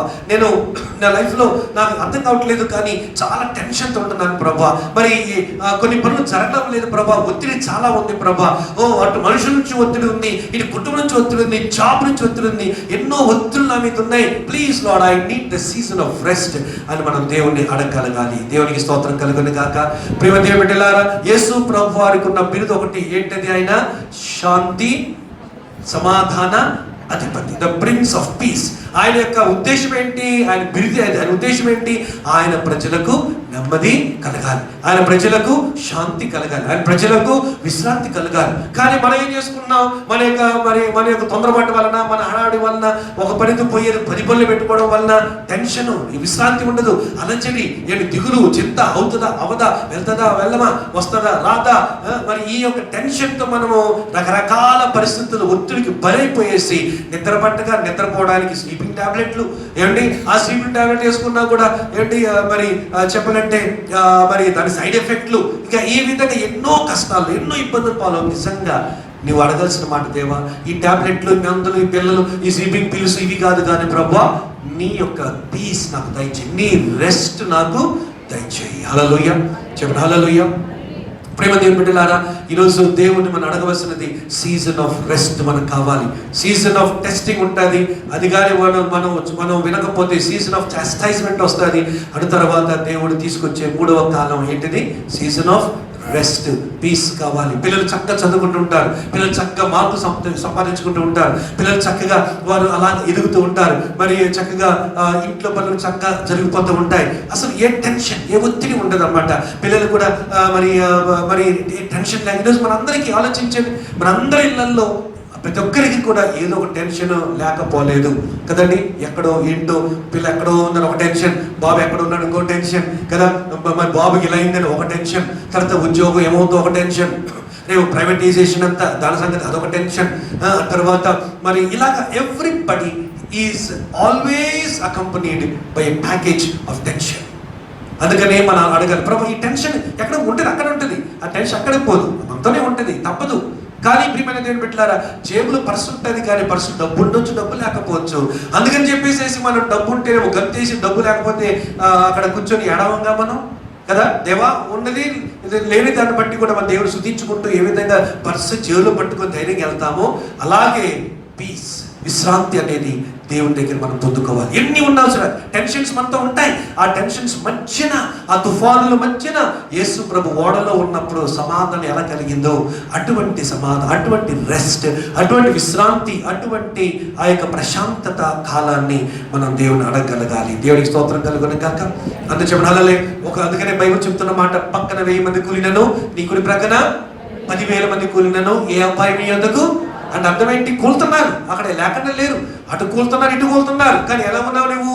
ఏ అపాయము లేకుండా ప్రశాంతంగా a time of rest. So rest అనగానే నీ శత్రులు ఎవరు ఉండరు అనుకోవద్దు. రెస్ట్ అనగానే ఈ యొక్క విశ్రాంతి సమయం అన్న కాలం అనగానే శత్రులు ఎవరు ఉండరు, రోగాలు ఏమి ఉండవు, జబ్బులు ఏమి ఉండవు అనుకోవద్దు. అన్నీ ఉంటాయి. అవన్నిటి మధ్యన దేవుడు నీకు ప్రశాంతత కలిగిస్తాడు. వీటన్నిటి మధ్యన దేవుడికి నెమ్మది కలిగిస్తాడు. ఎక్కడో ఒక లోపల నుంచి ఒకలాంటి నెమ్మది, ఒకలాంటి గ్రాటిట్యూడ్, ఒకలాంటి స్తుతి, ఒకలాంటి సంతోషం, ఒకలాంటి ప్రసన్నతతో దేవుడు మనం నింపుతాడు. ఆ కాలాన్ని మనం దేవుడు అడగలగాలి. దేవుడికి మహిమ కలుగును గాక. 4వ కాలాన్ని మనం చూసినట్లయితే ప్రియమైన వాళ్ళారా, యేసుకేలు గ్రంథం 34:26 వచనం. యేసుకేలు గ్రంథము 34:26 వచనం. అదేవిధంగా మరి యెహోషువ గ్రంథం 1:8 వచనం చూసినట్లయితే the fourth season, the season after the rest season comes the fourth season, the season of fruitfulness. ఫలభరితమైన కాలము, ఫలభరితమైన కాలము. సో జాగ్రత్తగా వినండి. ఇశ్రాయేలు యాత్ర చూద్దాం. ఇశ్రాయేలు అరణ్యములో 40 సంవత్సరాలు విశ్రమించారు. చుట్టుప్రక్కల ప్రియమైన వాళ్ళ దేవుడు అన్ని వారికి కావాల్సిన ఇచ్చాడు. ఫ్రూట్ ఇచ్చాడు, మాంసం ఇచ్చాడు, నీరు ఇచ్చాడు, చెప్పులు ఇచ్చాడు, అన్ని ఇచ్చాడు, ఆరోగ్యం ఇచ్చాడు, ఏడు అద్భుతాలు చేశాడు, హీలింగ్ అక్కడ టెంపరీ డిస్పెన్సరీ కూడా పెట్టాడు అక్కడ అరణ్యములో కదండి. ఆ డిస్పెన్సరీకే ఇతడి సర్పము చూసి విశ్వాసం బట్టి వారు స్వస్థత పొందినట్లుగా ఎన్నో అద్భుతాలు చేశాడు. ఓకే, అవన్నీ చేసిన తర్వాత ఈ యొక్క పీస్ టైంలో రెస్ట్ అయిపోయిన తర్వాత నెక్స్ట్ ఏంటది?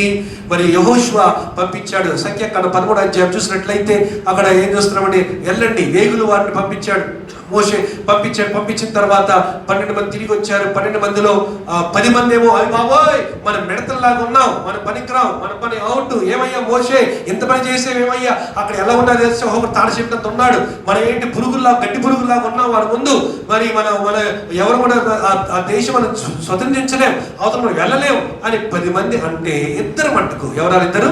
యెహోషువ కాలేబు. వాళ్ళిద్దరి మట్టు ఏం పర్వాలేదు, దేవుడు వారికి మనం గురించిన భయం కలిగించారు. వాళ్ళ ముందు మనం మిడతల్లాగా ఉన్నామేమో, వారు తార్చెట్లులాగా ఉన్నారేమో, కానీ మనమంటే భయం పుట్టుకుంది. అది ఆ భయమే వారి యొక్క నాశనానికి, వారి యొక్క అపజయానికి కారణం. ఆ యొక్క దేశం దేవుడు వారికి ఇచ్చేసాడు, ఏం పర్వాలేదని ఇద్దరు వారు ఒప్పుకున్నారు, విశ్వాసాన్ని ప్రకటించారు. ఈ 12 మంది వస్తూ ఏం చేశారండి, ఆ వాగ్దాన కనాను దేశంలో పాలు తేలు ప్రవహించే దేశం నుంచి కొన్ని పదార్థాలు తీసుకొచ్చి, అందులో వాళ్ళు తెచ్చిన పదార్థం ఏంటంటే ద్రాక్ష గెల. మనం చూసినట్లయితే ఇప్పుడు బయటికి వెళ్ళి ద్రాక్షలు కొంటే గెల ఇంత ఉంటాయి, 60 గెలలు ఉంటాయి. ఈ కళ్ళద్దలు పెట్టే పొడవు ఉంటాయి, మహా ఉంటాయి ఈ ద్రాక్ష గెలలు. కానీ వాళ్ళు తెచ్చిన ద్రాక్ష గెల ఎంత పెద్దదంట, 2 మనుషులు కర్రకి దాన్ని కట్టి నడుమున మధ్యలో దాన్ని మోసి అంత పెద్ద గెల అక్కడి నుంచి తీసుకొని వచ్చారు. ప్రియమైన దేవుని బిడ్డలారా, ఆ యొక్క కనాను దేశం అనేది ఆ పాలు తేనెలు ప్రవహించే దేశం, ఏ ల్యాండ్ ఆఫ్ ఫ్రూట్ఫుల్నెస్. విశ్రాంతి కాలం, విశ్రాంతి సమయం, విశ్రాంతి యుగం అయిన తర్వాత దేవుడు ఏమిస్తున్నాడు వారికి, ఏ సీజన్ ఆఫ్ ఫ్రూట్ఫుల్నెస్. ఏమైపోయింది, ఎప్పుడుంచో ఎదురు చూస్తున్నారు, ఎప్పుడుంచో వాగ్దానాలు ఉన్నాయి. కొన్ని 430 సంవత్సరాలు దాటి క్రితమే వారు వాగ్దానం పొందారు. ఏమని, ఈ దేశం నీదయ్యా, ఇది నీకు వస్తుందయ్యా అని చెప్పి మరి దేవుడు వాగ్దానం చేశారు అబ్రహాముకి. 430 సంవత్సరాలు దీర్ఘకాలం వేచి ఉన్నారు. చావాలని చనిపోయేవాళ్ళు చచ్చిపోయారు, కొత్తలు పుడతా వచ్చారు. మొత్తానికి ఇవన్నీ జరిగిన తర్వాత ఇప్పుడు 430 సంవత్సరాలు ప్లస్ 40 years, 470 years తర్వాత అనగా మరి ఒక half a millennium రమారమి, ఒక అర్ధ సహస్రాబ్ది కాలమైన తర్వాత వీరు ఆ యొక్క యెహోషువ చేత ఆ యొక్క కనానులో అడుగు పెట్టబోతున్నారు. ఆ కనానులో అడుగుపెట్టి వారి సొంత దేశమును వాసన చూడబోతున్నారు, దాన్ని ఆక్రమించుకోబోతున్నారు. ఇప్పటి వరకు కూడా ఆ దేశమే వారి యొక్క స్థిరాస్తిగా మిగిలిపోయింది. దేవునికి మహిమ కలుగునుగాక.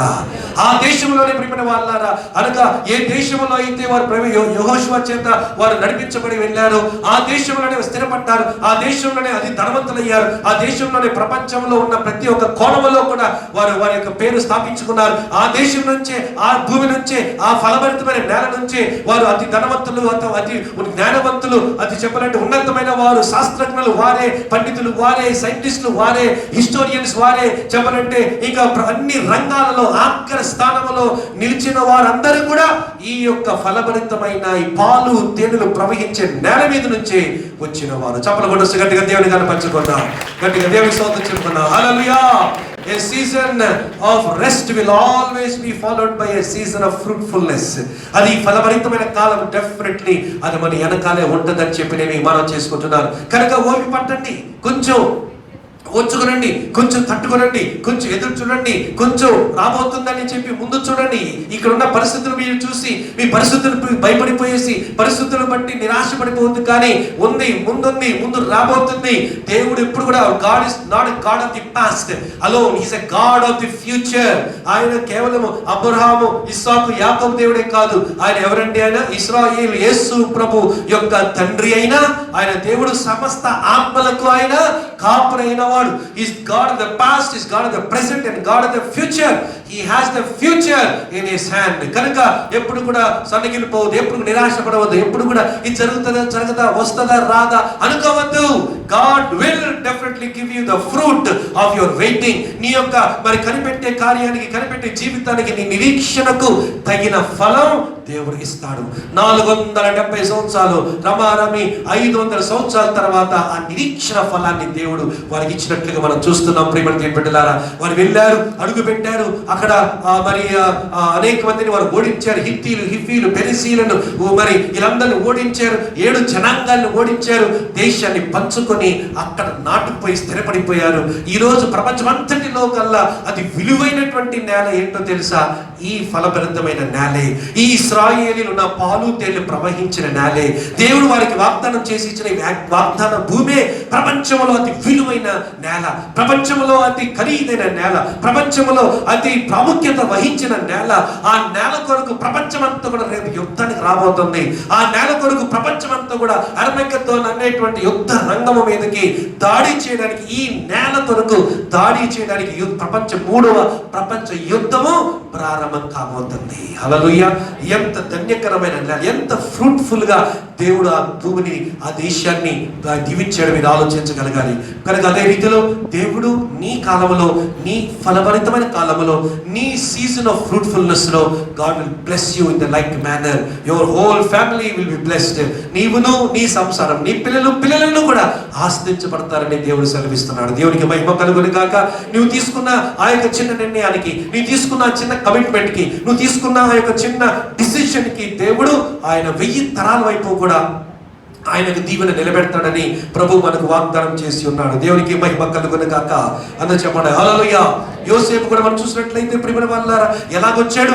బానిసగా వచ్చాడు, గోసుగుడ్డ చుట్టుకొని వచ్చాడు. బానిసగా ప్రియమైన వాళ్ళారా, ఏమి అవమానంతో వచ్చాడు, నిందతో వచ్చాడు, ఏమిటి చాలా భయంకరమైనటువంటి రూపంలో, ఆకారంలో వచ్చాడు. కానీ ఈ యొక్క దేశంలో ప్రవేశించిన తర్వాత ఏమైపోయింది? ఆ దేశంలో దేవుడు ఆయనకు సీజన్ ఆఫ్ ఫ్రూట్ఫుల్నెస్ ఇచ్చాడు. ఏమైంది? ఆయన ఫరో ఇంట్లో చేర్చబడిన తర్వాత అక్కడే ఫలించాడు. 39వ అధ్యాయం ఆదికాండం చూసినట్లయితే ఆయన చేయనదంతయు యెహోవా సఫలము చేసెను.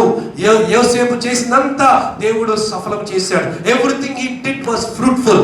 Everything work that he touch became fruitful. wherever he went became fruitful. whatever he spoke became fruitful. whatever he did was fruitful. అందుకనే పోతిఫర్ అంట ఆ ఇంట్లో ఏముందో, ఏమొస్తుందో, ఏమి వెళ్తుందో, ఆయన ఇంట్లో, ఆయన కొట్టులో, స్టోర్ రూమ్స్ లో ఏముందో లేదో ఆయనకి ఏమీ తెలియకుండా మొత్తం ఆయన యోసేపుకి ఆయన అప్పగించేశారని మన బైబిల్లో మనం చూడగలుగుతున్నాం. తర్వాత అంతటితో దేవుడు ఆగాడా? ప్రియ దేవుని బిడ్డలారా, ఆయన పరిస్థితి అన్నింటినీ కూడా, ఆయన కాలాలన్నింటినీ కూడా చక్కగా నడిపించుకున్నవాడు యోసేపు. ఆయన కాలాలన్నింటినీ కూడా చక్కగా దాచుకొని కాపాడుకున్నవాడు యోసేపు. అందుకని దేవుడు ఏం చేశాడంటే ప్రియమనులారా, ఆయన ఎంత ఫలభరితంగా చేశాడంటే, ఒక అన్యుడు అంటే ఐగుప్తుల్ని పోల్చుకుంటే, ఐగుప్తీయులేమో నల్లవారు, నల్లజాతి వారు, ఏమంటే డార్క్ కంప్లెక్షన్ ఉన్నవారు, ఈయనేమో హెబ్రీయుడు, తెల్లగా ఉన్నవాడు, అందమైన వాడు, మంచి రూపురేఖలు గలవాడు. ఆయన పోయి ఈ నల్ల జాతి వారి యొక్క సింహాసనం తర్వాత సింహాసనం మీద, రథము తర్వాత రథము మీద ఈ తెల్ల జాతి వాడు కూర్చొని పరిపాలన చేస్తున్నాడు. ఆదేశాలు జారీ చేస్తున్నాడు. ఇది చేయి, అది చేయి, అక్కడ చేయి, ఇక్కడ చేయి, ఇక్కడ పెట్టు, అక్కడ పెట్టు, అక్కడ పెట్టు అని దేశాలు ఆయన దగ్గరికి, ఆయన పాదాల దగ్గరికి వచ్చి వ్యాపారం చేసుకొని ఎంత చెప్తే అంతగా డబ్బులు ఇచ్చి ఆ యొక్క ధాన్యమును కొనుక్కొని వెళ్ళగా, చివరికి ఈ యొక్క యోసేపు యొక్క ఫలభరితము ఎంతగా హెచ్చించబడిందంటే, ఈ అన్య దేశమైనటువంటి ఐగుప్తు దేశము ఫైనాన్షియల్ సూపర్ పవర్ గా యోసేపు కాలంలో మారిపోయింది. దేవునికి మహిమ కలుగును గాక. ఆయన ఒక్కడే కాదు ఫలభరితంగా అయినవాడు, ఆయన ఉన్న దేశము ఫలభరితంగా మారిపోయింది, ఆయన ఉన్న ప్రాంతము ఫలభరితంగా మారిపోయింది, ఆయన ఉన్నటువంటి రాజు ఫలభరితంగా మారిపోయాడు, ఆయన ఉన్న రాజ్యం ఫలభరితంగా మారిపోయింది, ఆయన కింద ఉన్న పనులందరూ ఫలభరితంగా మారిపోయారు. ఆయన ఇంటి నిండా ఇల్లు, వాకిలి అంతా, everything was fruitful because it is a time of fruitfulness. It is a season of fruitfulness. ఇది చాలా మంది గుర్తించరు, చాలా మంది గ్రహించరు. ఎప్పుడు ఇంకా అదే బాధ, అదే కష్టం, అదే ఎప్పుడో జరిగిన దాన్ని పట్టుకొని దాంట్లోనే ఉండిపోతారు. ఆ సీజన్ వస్తున్నాయి, వెళ్ళిపోతున్నాయి, గ్రహించలేకుండా ఉంటున్నారు. ట్రైన్ ప్లాట్ఫామ్ లో వస్తుంది, విశాఖపట్నం నుంచి విజయవాడ వెళ్తున్నావు, నువ్వు మా రాజమండ్రిలో దిగాలి. అయితే నువ్వు నిరాశకు కూర్చొని అక్కడ నాకు సంగతి ఇంతేనా అనుకుంటూ ఉంటే, స్టేషన్ వస్తూ ఉంటాయి, పోతూ ఉంటాయి, చివరికి నీ రాజమండ్రి స్టేషన్ కూడా వస్తుంది, పోతుంది. నువ్వు తీరా చూస్తే కళ్ళు తెరిచేసరికి అక్కడ ఏళ్ళలో దిగుతావు. ఏం ప్రయోజనం? నీ సీజన్ను గుర్తించగలగాలి. నీ సీజన్ ఏ సీజన్లో ఉన్నావు తెలుసుకోగలగాలి. ఏ కాలంలో ఉన్నావో అర్థం చేసుకోగలగాలి. Which season are you walking in today? Which season is hovering over you? ఏ కాలం నీ మీద అది పనిచేస్తుందో ఈ రోజు ప్రతి ఒక్కరు కూడా ఆలోచించుకోవాల్సిన మనం చేస్తున్నాను. ప్రేమ దేవుని బిడ్డలారా, ఇది ఫలించే సీజన్ అయితే, అదొక ఫ్రూట్ఫుల్ సీజన్ అయితే, ఇది ఫలించే కాలం అయితే, దేవుడు నీకు ఫలాన్ని సిద్ధపరిచాడు. నోటి ఫలం ఇస్తాడు, చేతి ఫలం ఇస్తాడు, నీ నడక ఫలం ఇస్తాడు, నీ మాట ఫలం ఇస్తాడు, నీ తలంపుల ఫలం ఇస్తాడు, నీ హృదయ వాంఛ ఫలం ఇస్తాడు, సువార్త ఫలం ఇస్తాడు. కొలసి పత్రిక 1:6 సువార్త సర్వలోకమంతటా వ్యాపించుచు ఫలించుచు ఉన్నదంట. సో కనుక సువార్త ఫలము, నువ్వు ఈ సువార్త నమ్ముకున్నావు, everywhere this if you believe you are in the season of fruitfulness, then claim it. దేవా, నేను ఈ యొక్క ఫలభరితమైన కాలంలో ఉన్నాను, ఇది నా సీజన్ ఆఫ్ ఫ్రూట్ఫుల్నెస్ కనుక నాకు దయచేయి. గర్భఫలమా, గర్భఫలం దయచేయి. ఇదిగో ఒకవేళ చేతి ఫలమా, చేతి ఫలం దయచేయి. లేకపోతే ఒకవేళ ఆర్థిక ఫలమా, ఆర్థిక ఫలం దయచేయి. Wear ever fruit is necessary, I demand it that fruit will be operational in my life in this season అని మనం పలుకోగలగాలని నేను మనం చేసుకుంటున్నాను. ప్రియమైన దేవుని బిడ్డలారా, ఏదో ఒంటి మాటలు కాదు, టైం గడపడానికి చెప్పే ప్రసంగాలు కాదు, ఇవి పరిశుద్ధాత్మ దేవుని ప్రేరేపణతో మనందరితో కూడా మాట్లాడుతున్న మరి ఇది సూపర్ న్యాచురల్ లైఫ్. మన దేవుడే అతీతమైన దేవుడు, మన దేవుడే సూపర్ న్యాచురల్ గాడ్, మన దేవుడే ఒక సూపర్ న్యాచురల్ వండర్స్ చేసే దేవుడు. మన క్రిస్టియన్ లైఫే సూపర్ న్యాచురల్ లైఫ్. మనం సూపర్ న్యాచురల్ గా మారవలసి పొందాం, సూపర్ న్యాచురల్ గా పాపాలు క్షమించబడ్డాయి, సూపర్ న్యాచురల్ గా యేసుక్రీస్తు రక్తం కనబడని మన పాపాలను, కనబడని ఆయన రక్తం కనబడని రీతిలో మన కనబడని పాపాలని కడిగేసి, కనబడని పరిశుద్ధాత్మను కనబడని మన హృదయములో పెట్టి, కనబడని పరిశుద్ధాత్మ అభిషేకముతో నింపి, అంత super న్యాచురలే. You don't know it, but you are a supernatural being. నువ్వు ఒక ప్రకృతి అతీతమైన ఒక జీవిని, అది గుర్తించగలగాలి. దేవుని స్తోత్రం కలుగును గాక. కనుక we should learn to move in the supernatural realm. ఆ ప్రకృతి అతీతమైన కోణములో మన కళ్ళలో నేర్చుకోగలగాలి. ఆ కదిలేటువంటి ఆ ప్రక్రియలో ఈ యొక్క కాలం ఏ కాలం ఇది? ఇది సీజన్ ఆఫ్ ఫ్రూట్ఫుల్నెస్. కానీ సూపర్ న్యాచురల్ పలుకోవాలి.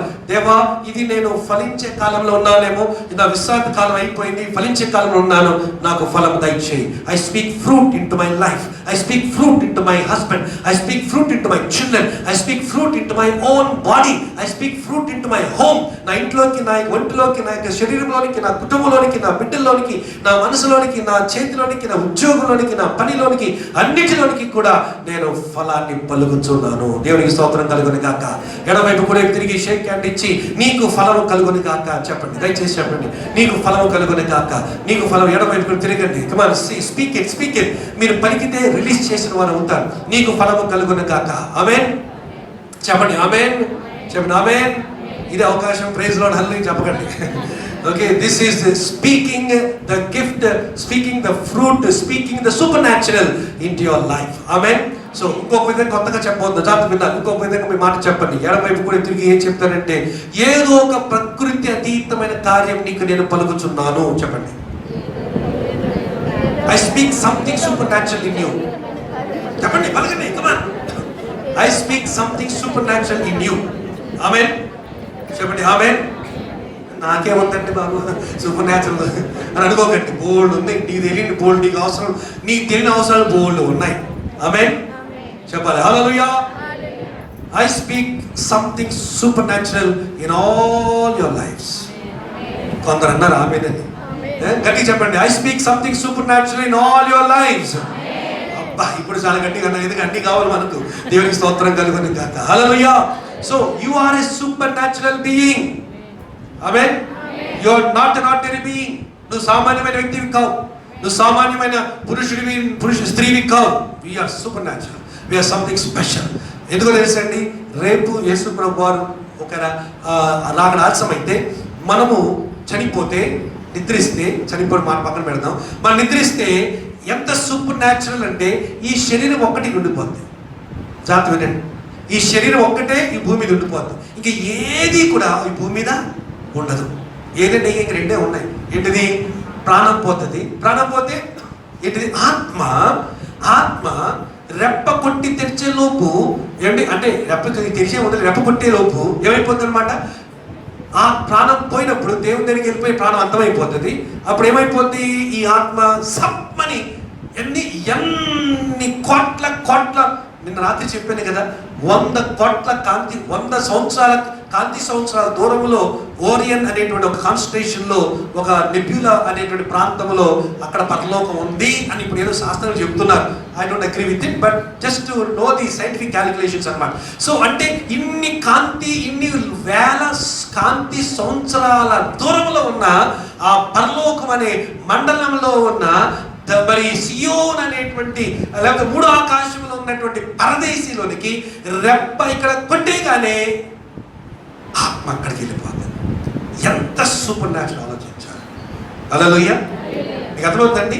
అయితే కనుక పాపం మనం తెలియక చచ్చిపోయిన వాళ్ళు మనం చూసి అయ్యో పాపం బావా, అయ్యో అని ఏడుస్తూ ఉంటాం.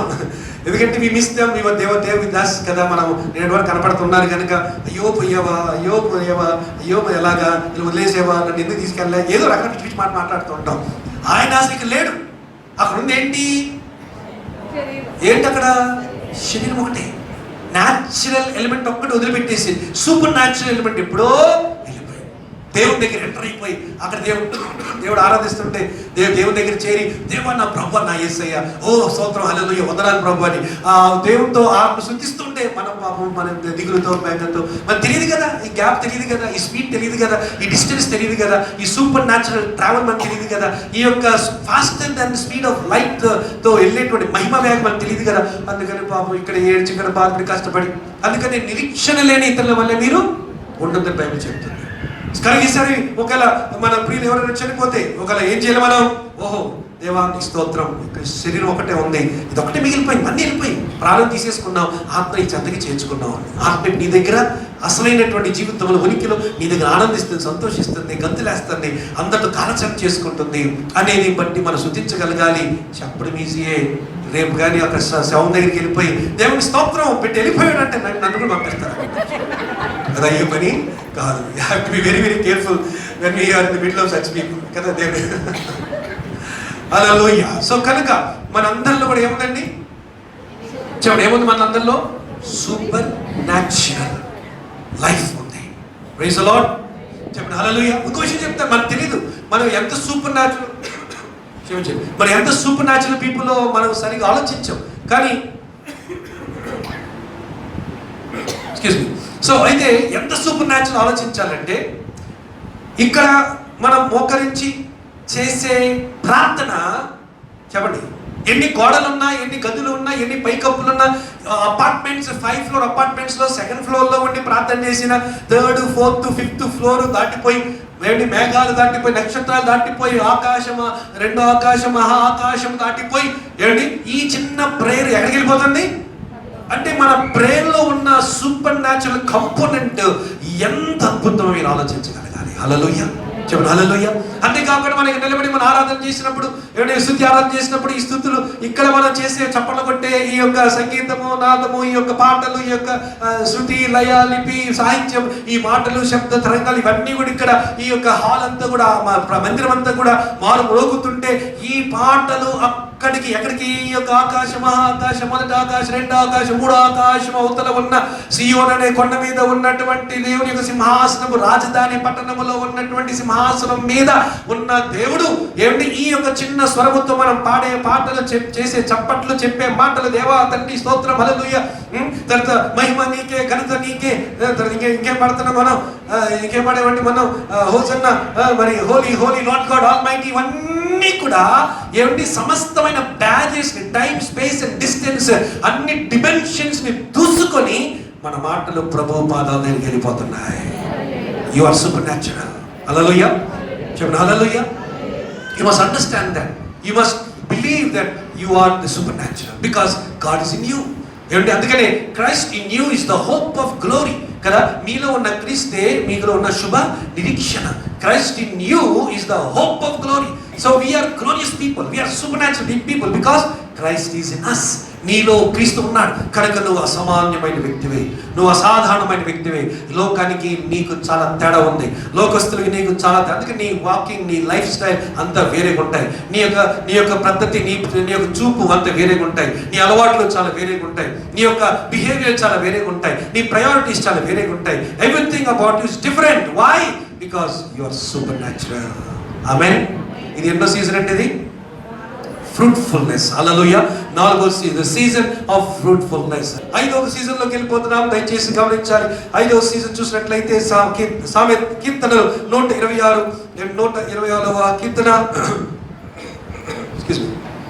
5-6 వచనాలు, 126 కీర్తన 5-6 వచనాలు. అదే గలతీ పత్రిక 3వ అధ్యాయము 9వ వచనం.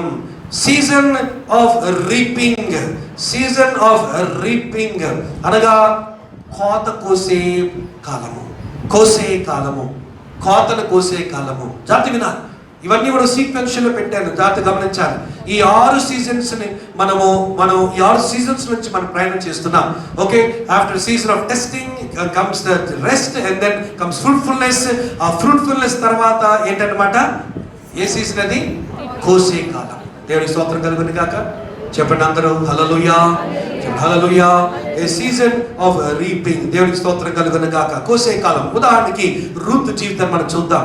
రూత్ జీవితం మనగా పరిశీలన చేసినట్లయితే రూత్ తన జీవితంలో ఏమండి మరి చాలా మరి పోగొట్టుకుంది. భర్తను కోల్పోయింది, గుర్తింపు కోల్పోయింది.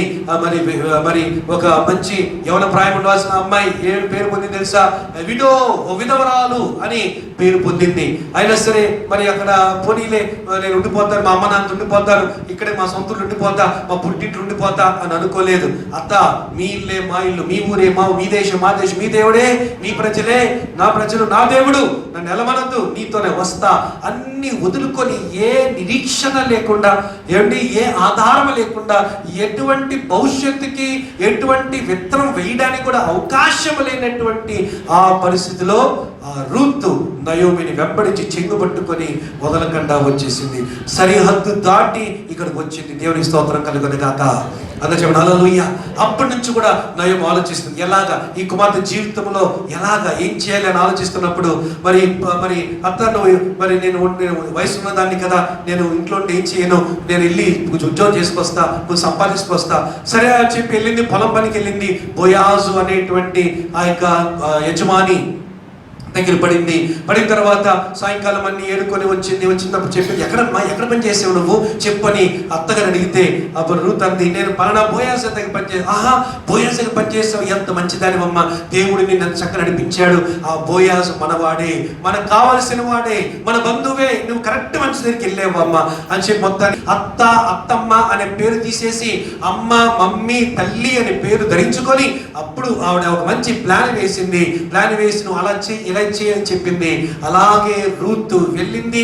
ఇన్ని సంవత్సరాలు కష్టం, ఇన్ని సంవత్సరాలు ఒంటరితనం, ఇన్ని సంవత్సరాలు మరి విధవరాలితనం, ఇన్ని సంవత్సరాలు బాధ, ఇన్ని సంవత్సరాల యొక్క చెప్పాలంటే నష్టము, ఇవన్నీ కూడా ఇప్పుడు మారబోతుంది. ఒక్క రాత్రిలో ఆవిడ చేసిన పని మూలన అంతా కూడా మార్పు పొందబోతుంది. దేవునికి స్తోత్రం కలుగును గాక.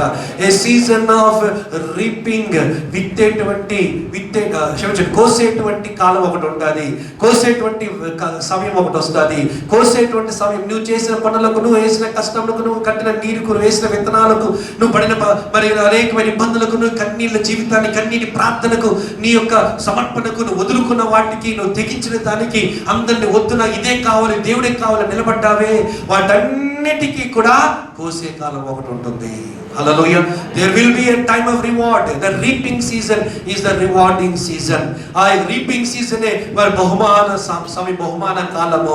ప్రియమైన దేవుని బిడ్డలారా, అందుకని ఏమైపోయింది, వెళ్ళింది, చెప్పినట్టుగా చేసింది. ఆ బోయాజు ఎవరో మానవు అని చెప్పాడు.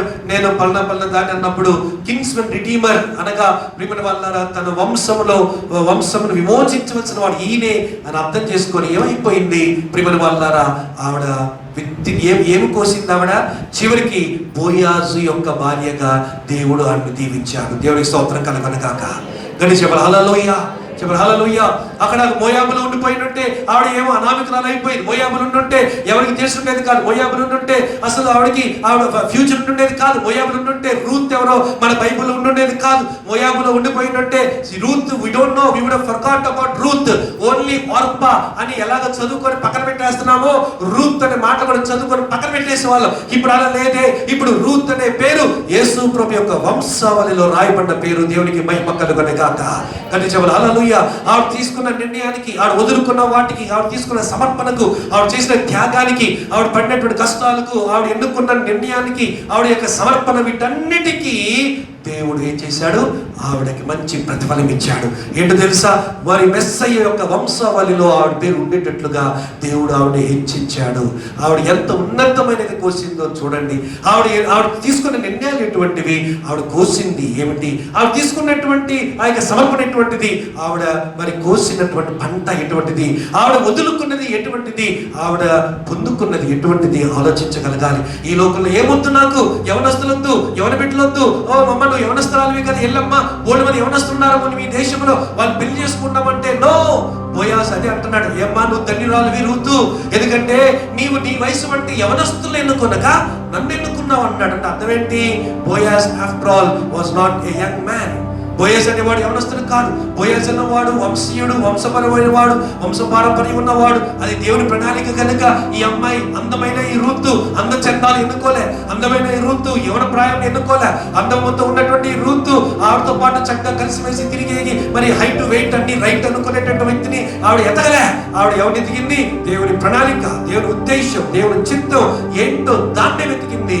అందుకు బోయజ్ అన్నాడు, నువ్వు నిజంగా ధన్యురాలవే, ఎందుకంటే నాలాంటి వాడిని ఎన్నుకున్నావు, నీలాంటి వయసులో ఉన్నవాడిని ఎన్నుకోలేదని మెచ్చుకున్నాడు, భార్యగా చేసుకున్నాడు.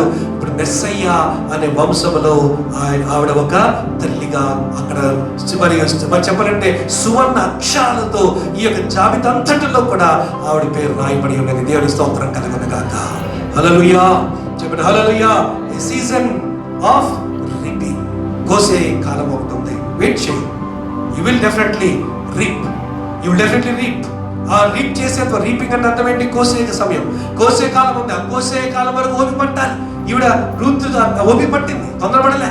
అది కూడా వాళ్ళ అమ్మ చెప్పి, వాళ్ళ అమ్మ అంటే అది అత్తగారు తొందర పెట్టారు. వెళ్ళమ్మా ఈ రాత్రి వెళ్ళమ్మా, ఈ రాత్రి వెళ్ళి రామ్మా, నువ్వు ఇంట్లో కూర్చోమ్మా, ఆయన ఊరుకుంటాడమ్మా, ఆ గప్చు ఆయన మనసులో గలిబిలి స్టార్ట్ అయిపోద్ది, ఆయన చేస్తాడులే, గప్చు చూస్తూ ఉంటు గమ్మత్తంతా అని అంత అత్తగారు చేసింది. కానీ రూత్ ఎక్కడ తొందరపడలే, రూత్ ఎప్పుడు కూడా గాబరపడలే. అయ్యో నాకు ఎలాగా, ఆ మనసులో అంతా కూడా మా అత్తగారికి ఏమి ఇద్దామా, మా అత్తగారిని ఎలా పోషిద్దామా, ఏం సంపాదిద్దామా, మా అత్తగారిని ఎలా చూసుకుందామా, ఇదే తన తప్పనంతా తప్ప. అయ్యో నా వయసు అయిపోతుంది, నా అందం కూలిపోతుంది, తొలగిపోతుంది, నేను ముసుకొని అయిపోతున్నానేమో, ఎవరినైనా చూడరేమో, ఎవరిన నీకు రారేమో, ఎవరిని ఎందుకు, అసలు తన మైండ్లో ఏమీ లేవు. నీతిమంతురాలుగా, యథార్థవంతురాలుగా, ఏమిటి భక్తిపరురాలుగా దేవుడు ఈ యొక్క నయోమి దేవుడే నా దేవుడు అనుకొని వచ్చినటువంటి ఈవిడకి దేవుడు ఎటువంటి పండించాడో తెలుసా? ప్రియమైన వాళ్ళ ఒక కోటేశ్వరాలు అయిపోయింది. అనామయకురాలుగా వస్తే ఇల్లులంతా కూడా మరి అంత బూడిద వ్యవస్థలో, శిథిల వ్యవస్థలు ఉన్నాయి. నయోమీను రూత్ వచ్చినప్పుడు అంతా అక్కడ ఎవరు అన్ని ఎక్కడెక్కడ బురదతో ఎక్కడెక్కడ కూలిపోయి చెడబట్టినటువంటి పరిస్థితుల్లో ఉన్న ఆ స్థితిలోకి వచ్చిన ఈ రూతు కోటేశ్వరం అయిపోయింది. హల్లెలూయా. ఏం విత్తిందో ఆలోచించండి. A season of reaping will come. In that season, విత్తే సమయం, విత్తే కాలం వచ్చినప్పుడు దేవుడు నీవు అడిగిన దానికంటేను, ఊహించిన దానికంటేను నీకు అత్యధికముగా దేవుడు నీకు ఇస్తాడు. నమ్మిన రామి చెప్పండి, ఇక్కడ చెప్పండి హల్లెలూయా. సో అంతవరకు ఆ సీజన్ ఆఫ్ రీపింగ్ వచ్చేంత వరకు కనిపెట్టగలగాలి, ఓర్చుకొని ఉండాలి. ఆఖరి చూసి మనం ఊహించుకుందాం. ప్రియమైన వాళ్ళ 5 కాలాలు చెప్పాను. ఆఖరి కాలం అని చూసినట్లయితే యాకోబు పత్రిక 5వ అధ్యాయం 7-8 వచనాలు, హెబ్రీ పత్రిక 4వ అధ్యాయం 9-10 వచనాలు, అదేవిధంగా 2 కొరింథీ 9వ అధ్యాయము 6వ వచనం చూసినట్లయితే ఇదంతా ఒక ఫుల్ సైకిల్ తిరుగుతున్నట్లుగా మనం చూస్తున్నాం. 6వ కాలము a season of sowing, a season of sowing. ఇందాక దాకంతా ఏంటది? కోసే కాలం, ఇప్పుడు విత్తే కాలము. దేవునికి మహిమ కలుగును గాక. చర్చిలోకి వచ్చిన మీరు, నేర్చుకున్న మీరు, వింటున్నా మనము, పొందుకుంటున్నా మనము. ఇప్పుడు మనం ఏం చేయాలి? బయటికి వెళ్ళి ఏం చేయాలి? మనం విత్తాలి. ఏం విత్తాలి? వాక్యం విత్తాలి. ఇంకేం విత్తాలి చెప్పండి? సువార్తకు విత్తనాలు విత్తాలి. ఇంకేం విత్తాలి? ఇతరి జీవితాల్లో సమయాన్ని విత్తాలి. ఇంకేం విత్తాలి? ఇతరి జీవితంలో ఏంటి ఊరట కలిగించే మాటలు విత్తాలి. ఇతర జీవితాల్లో విత్తడం నేర్చుకోగలగాలి. ప్రియమైన దేవుని బిడ్డలారా, our life comes to the sixth season, A season of sowing. మనము దేవుడు అందుకే మనల్ని ఎన్నుకున్నాడు. ఈ యొక్క గోధుమలు, గురుగులు కలిసి మెలిసి ఎదుగుతున్నటువంటి కాలంలో ఏమంటే చుట్టుప్రక్కల ఎక్కడ చూసినా కూడా చెత్త ముళ్ళ కుప్పలు వచ్చేస్తున్నాయి, ముళ్ళ కంపలు వచ్చేస్తున్నాయి. ఎక్కడ చూసినా కూడా ఏమిటి మరి కారు ద్రాక్షలు వచ్చేస్తున్నాయి. ఎక్కడ చూసినా కూడా చేదు ఆకులు పుట్టుకొస్తున్నాయి. ఇటువంటి పరిస్థితుల్లో దేవుడు మనలాంటి వాడిని ఎన్నుకొని మనకిస్తున్న 6వ కాలం ఏంటంటే మనము ఏం చేయాలి? వెళ్ళి సర్వలోకానికి వెళ్ళి సర్వ సృష్టికి స్వార్థను ప్రకటించగలగాలి. దేవునికి స్తోత్రం కలుగును గాక. ప్రతి విశ్వాసి చేయవలసిన కాలం విత్తనం నేర్చుకోగలగాలి. కేవలం డబ్బే కాదు, వాక్యాన్ని విత్తనం నేర్చుకోవాలి, సమయాన్ని విత్తనం నేర్చుకోవాలి. ఏమిటి తర్వాత చెప్పనంటే మంచి లక్షణాలు విత్తనం నేర్చుకోవాలి, మంచి గుణములు విత్తనం నేర్చుకోవాలి. ఏమిటి మంచి కార్యాలు, గుడ్ వర్క్స్ విత్తనం నేర్చుకోగలగాలి. కేవలం విత్తనం అంటే ఏదో విత్తనాలు వేసేయడమో, లేకపోతే కానుకలు వేసేయడమో, వాళ్ళ వెళ్ళి చందాలు పంపేయడమో కాదు. ప్రియమైన దేవుని బిడ్డలారా, మంచి మంచి గుణాలు, మంచి మంచి వాక్యాలు, మంచి మంచి లక్షణాలు, గుణ లక్షణాలు, వీటన్నిటిని కూడా మనం విత్తుతూ వెళ్ళాలని మీకు మనం చేసుకుంటున్నాను. యేసు ప్రభువు చేసిన పని అదే. యేసు ప్రభువు ఎక్కడికి వెళ్ళినా కూడా ఆయన విత్తుతూనే వెళ్ళాడు కదా. ఎక్కడ వెళ్ళినా కూడా ఆయన మంచి చేస్తూనే వెళ్ళాడు. కుంటి వారిని లేపాడు, కుంటి వారి కళ్ళు తెరిచాడు. అలాంటి బాధలు ఉన్నవాడిని ఆదరించాడు. ఏడు చనిపోయిన వారిని సైతం కూడా ఆయన లేపి నిలబెట్టాడు. ప్రియమైన దేవుని బిడ్డలారా, శిలువ మీద వేలాడుతున్నప్పటికీ కూడా అవసరతలో ఉన్నటువంటి వారికి కూడా విమోచన, రక్షణ ఇచ్చి శిలువ మీద ఉన్న దొంగను కూడా రక్షించగలిగాడు. విత్తుతూనే వచ్చాడు యేసయ్య. ఈ రోజు నువ్వు ఎవరి జీవితంలో విత్తుతున్నావు? ఈరోజు నువ్వు ఎవరి జీవితంలో ఏం విత్తుతున్నావు? ఈరోజు నీ యొక్క సంఘంలో ఏం విత్తుతున్నావు? సమాజంలో ఏం విత్తుతున్నావు? ఇతర జీవితాల్లో ఏం విత్తుతున్నావు? ఇది నువ్వు ఆలోచించుకోవాల్సిన విషయం అని చెప్పి నేను మీకు మనం చేసుకుంటూ ఉన్నాను. దేవునికి మహిమ కలుగును గాక. అందరూ సార్లు చెప్పండి, కానీ చెప్పండి హల్లెలూయా. ప్రియమైన దేవుని ఒక మాట చూసి నేను ముగించాలని ఆశపడుతున్నాను. కీర్తన 37వ కీర్తనకి రండి. ఈ మాట చూసి మనం ముగించుకుందాం. 37వ కీర్తనలో ఒక మాట చదివి ముగించుకుందాం. 37వ కీర్తన, అక్కడ ఒక మాటను కీర్తనకారుడు రాస్తూ ఉన్నాడు. 7వ వచనం, యెహోవా ఎదుట మౌనముగా ఉండి ఆయన కొరకు కనిపెట్టుకొనుము, తన మార్గమున వర్తిల్లు వారిని చూచి వ్యసనపడకము, దురాలోచనలు నెరవేర్చుకొను అని చూచి వ్యసనపడకము. కోపము మానము, ఆగ్రహము విడిచిపెట్టుము, వ్యసనపడకము, అది కీడుకే కారణము. కీడు చేయవారు నిర్మూలమగుదురు, యెహోవా కొరకు కనిపెట్టుకున్న వారు దేశమును స్వతంత్రించుకొందురు. దేవునికి స్తోత్రం కలుగును గాక. హల్లెలూయా చెప్పండి, హల్లెలూయా. ఈ యొక్క కాలంలో ప్రియమైన దేవుని బిడ్డలారా, నువ్వు విత్తేటువంటి కాలంలో దేవుడు నీ ద్వారా నీ సమాజం, నీ ప్రాంతం, నీ కుటుంబం, నీ మిత్రులు, నీ బంధువులు, స్నేహితులు, ఇంకా చెప్పాలంటే నీ దేశం దేవుని ఎందుకు రావాలని దేవుడు ఆశిస్తున్నాడు. రండి ప్రియమైన వాళ్ళారా, మనం మోకరించగలిగిన అందరూ దయచేసి మోకరిద్దాము. మిగతా వాళ్ళు లేచి నిలబడదాం. ప్రభు సన్నిధిలో మనము విన్నాము కదా, మరి ప్రాముఖ్యమైనటువంటి కొన్ని కాలములు మన జీవితంలో దేవుడు అనుమతిస్తాడు. కనుక ఆ కాలములను బట్టి మనము దేవుని మీద ఆనుకొని, దేవుని మీద భారం మోపి, దేవుడు భవిష్యత్ జ్ఞాని అయి ఉన్నాడు కనుక ఆయన వైపు చూస్తూ మనం విశ్వాసంతో ఆయన చేపట్టుకొని నడవాల్సిందే. కానీ మనము మరి సన్నగిల్లిపోయేసి విశ్వాసములో ఏమాత్రం బలహీనపడకూడదని ప్రభు పేటని మనం చేస్తున్నాను. రండి మనం ప్రార్థన చేద్దాం. పరిశుద్ధులైన మా తండ్రి, ఈ యొక్క రాత్రి సమయమందునైనా మీ వాక్యం ద్వారా నాతో మా అందరితో మీరు మాట్లాడిన విషయాలు బట్టి వందములు నా ప్రభువా. మా జీవితాల్లో ఏ ఏ కాలాలు ఉన్నావో వాటి అన్నిటిని మీరు ప్రస్తావించారు. ఆ కాలంలో ప్రభు నాయన మేము ఎరిగిన వారమై నాయన మీరు ఏ కాలంలో ఏ విధంగా మీరు పనిచేస్తారు, ఎటువంటి అనుభవాలు మాకు ఇస్తారు, ఎటువంటి ఆత్మీయ క్షేమాభివృద్ధి మాకు కలిగిస్తారనేది మేము నాయన జ్ఞాపించుకొని నా తండ్రి మా ప్రభ మేము విజయవంతంగా మేము జీవించుటకు ఈ యొక్క భూలోకమనే ఘటమును మేము దాటి పరలోకమ నిత్యమైన స్థానమునకు చేరే పర్యంతం వరకు నాయన మమ్మల్ని మీరే కాపాడి సంరక్షించమని చేసుకుంటున్నాను. నా తండ్రి సంగమంతటి చుట్టూ కంచె వేసి కాపాడి భద్రపడి జీవించండి మా దేవా. అదే రీతిలో నాయన ప్రపంచ యావత్తు కూడా నాయన తండ్రి మరి నాయన ఉన్నటువంటి పరిస్థితిని బట్టి మరొక విజ్ఞాపన చేస్తున్నాం మా దేవా. నాయన మరి ప్రపంచమంతటా ఉన్న వ్యాధిని మీరు నాయన మాట సెలవిచ్చి వ్యాధిని నిర్మూలము చేయమని యేసు నామములో అడుగుచున్నాను. మీకు స్తోత్రం నా తండ్రి, ఇది మీకే సాధ్యమని మేము నమ్ముచున్నాం నాయన. మీకే వందనాలు తెలియజేసుకుంటూ నా ప్రభా ఈ సమయం మా అందరికీ ఆశీర్వదకరంగా దీవెనకరంగా చేసినందుకు వందనాలు తెలియజేస్తున్నాం. రేపు నేను పునరుద్ధాన పండుగ సందర్భం మమ్మల్ని సిద్ధపరచమని నేను వాక్యము ద్వారా మమ్మల్ని అందరినీ బలపరిచినందుకు వందనాలు తెలియజేసుకుంటూ యేసు ప్రభు నామములు అడిగి ప్రార్థించి వేడుకుంటున్నాము తండ్రి, ఆమేన్.